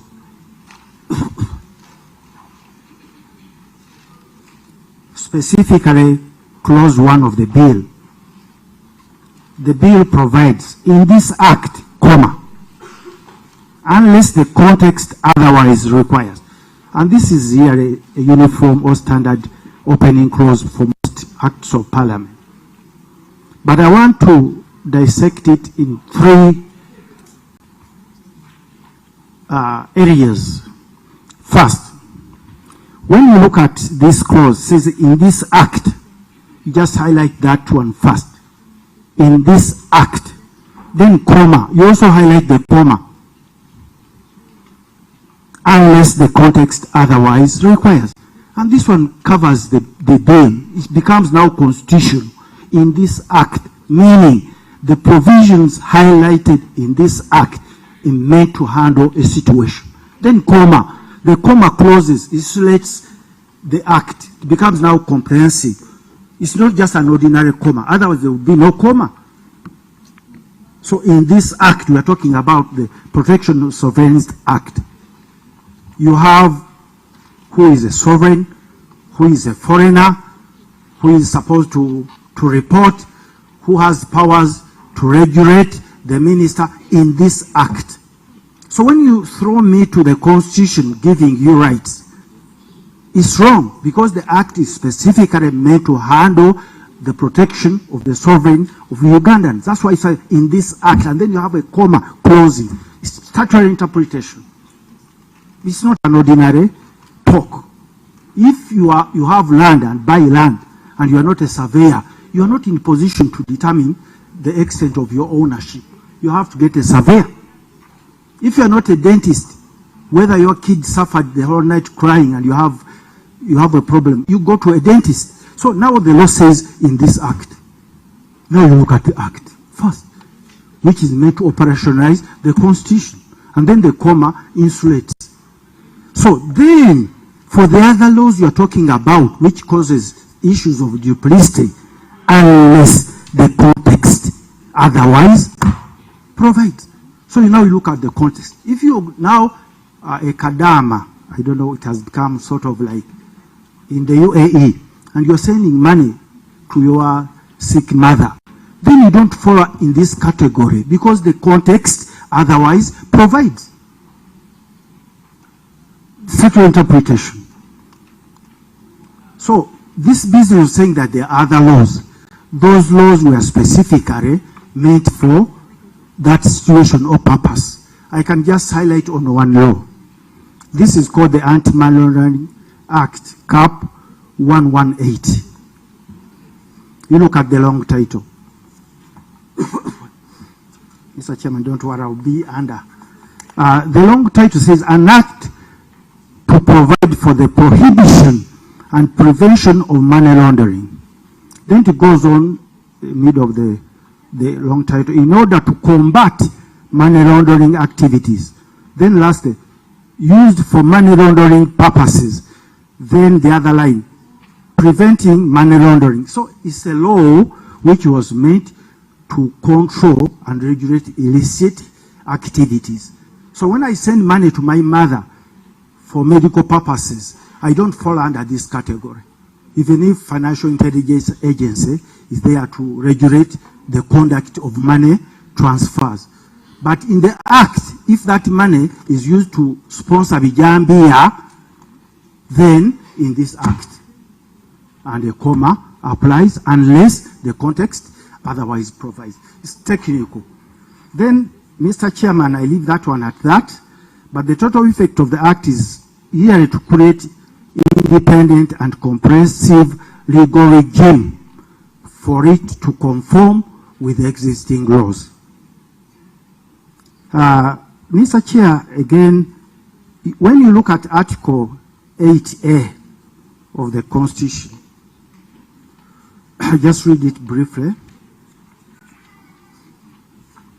Sorry. Article 8A of the Constitution provides, Uganda shall be governed based on principles of national interest and common good enshrined in the national objectives and directive principles of the state policy. Parliament shall make relevant laws for purposes of giving full effect to clause 1 of this article. Then when you go to part 4 of the national, of the directives in the Constitution, national sovereignty, independence and territorial integrity, the state and citizens of Uganda shall at all times defend the independence, then highlight sovereignty and territorial integrity of Uganda. The state, highlight state and citizens of Uganda shall endeavor to handle national strength in political, economic and social spheres. Then 3, the state shall endeavor to include, organize and empower Ugandans, the Ugandan principle to build an independent and sustainable foundation. So it's my view that though Article 80 does not really specify what constitutes national interest, but when you read this together with the directives, it is clear that the state or government has the duty and the responsibility of creating a legal regime to protect national interest. So if there's interference outside, it can affect this particular principle. And it's Parliament which is vested with authority to make laws. So this business of we amend this, amend that, it is actually beyond, because now this is all encompassing. It talks about so many things, and it's our duty and responsibility under the Constitution. Then, Mr. Chair and honorable members, they talked about the issue of citizenship. And this year it talks about even the context, unless the context otherwise requires. I just want to give a brief comment. The issue of citizenship is entrenched in the Constitution. It is entrenched. From Article 9 onwards, who is a citizen and duties of it, no, up to 16, who is a citizen, and there are different categories. It's not touched in the bill at all. The word foreigner should not be read ordinarily. I don't want to say literally. Like Oyo Mugwera. No. A citizen who becomes, when you become a citizen, and if there is any revocation, is determined by the Constitution. This bill is deeming a citizen residing out of Uganda for purposes of the Act. That's why they say in this Act, comma. The interpretation is in this Act. So for purposes of sponsoring anarchy, if you go, for example, in a European Parliament, after elections, and you give a talk, you convince people that in Uganda there is chaos, the elections are not free and fair. And there is an electoral commission which is duly constituted to handle elections. And you have a process of dissatisfaction going to court, you don't go to court. And you didn't have a tally center even to determine whether you were robbed or not, or elections were rigged. But the European Union invites Ugandan officials, including an ambassador, with resolutions that please, the elections are free, not free and fair. To the extent of people now saying, we cannot invest in a climate where there is no democracy. Then you don't want to be touched. So the law says in this Act, because you did whatever you did outside, you were a foreigner or deemed a foreigner for purposes of implementing this Act, which is constitutionally the duty of government. Chair, I'm sorry to interfere with the submission. Conclude and you'll get. Yes, I'm concluding. Yeah, the issue where prepare your question. The issue where I don't agree with the bill, sir.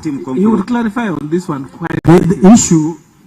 Honorable colleague, you conclude. Honorable Sivan. I'm concluding. Thank you very much. Honorable, let me just conclude. You have 2 minutes No, to conclude. yes, I have one actually. 2 minutes to conclude. Okay, Mr. Chair, the only issue I have with the bill is the issue of sentencing. I think it does not follow the guidelines set in our courts.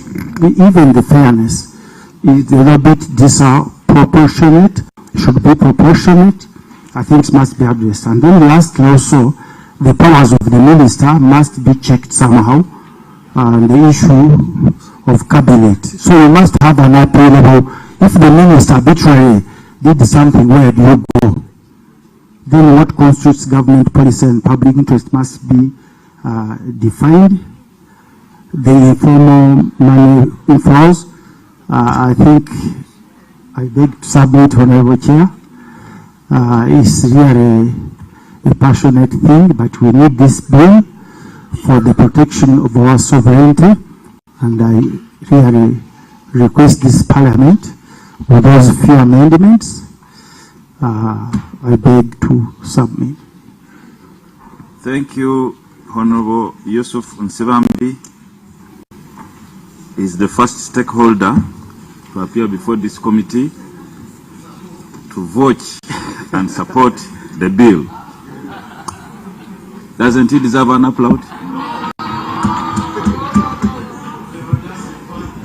He's balancing the boat. He's balancing the boat. So, Honorable Jonathan, Honorable Okeyo, Honorable Member for Buhweju. Yeah, thank you, Chair. I have a few questions for Honorable Sibambi regarding his submission. The first one, by way of clarification, when you narrated the scenario that took place at the EU Parliament,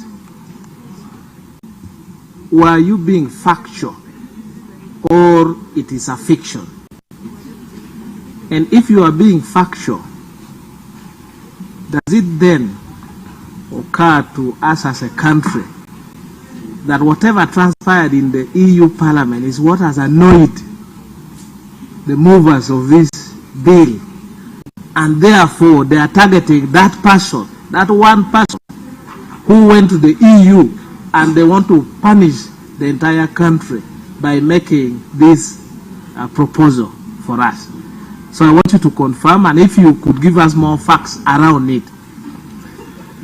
Regarding what I followed, the EU Parliament at that time appeared to be concerned about the conduct of elections. You have mentioned the Electoral Commission. As a lawyer, are you saying that the recently concluded elections were actually very free and fair in Uganda here? Because that was the gist. The second thing I want to ask you is, how do you reconcile the concept of sovereignty, which is the power to govern, the power given to the state to govern the people of Uganda? How do you reconcile the fact that Ugandans have rejected? They said this is not sovereignty. You are purporting that you need this law to govern Ugandans, and Ugandans are saying we don't need it. So what is your, how do you... We don't applaud in that manner with foot stamp.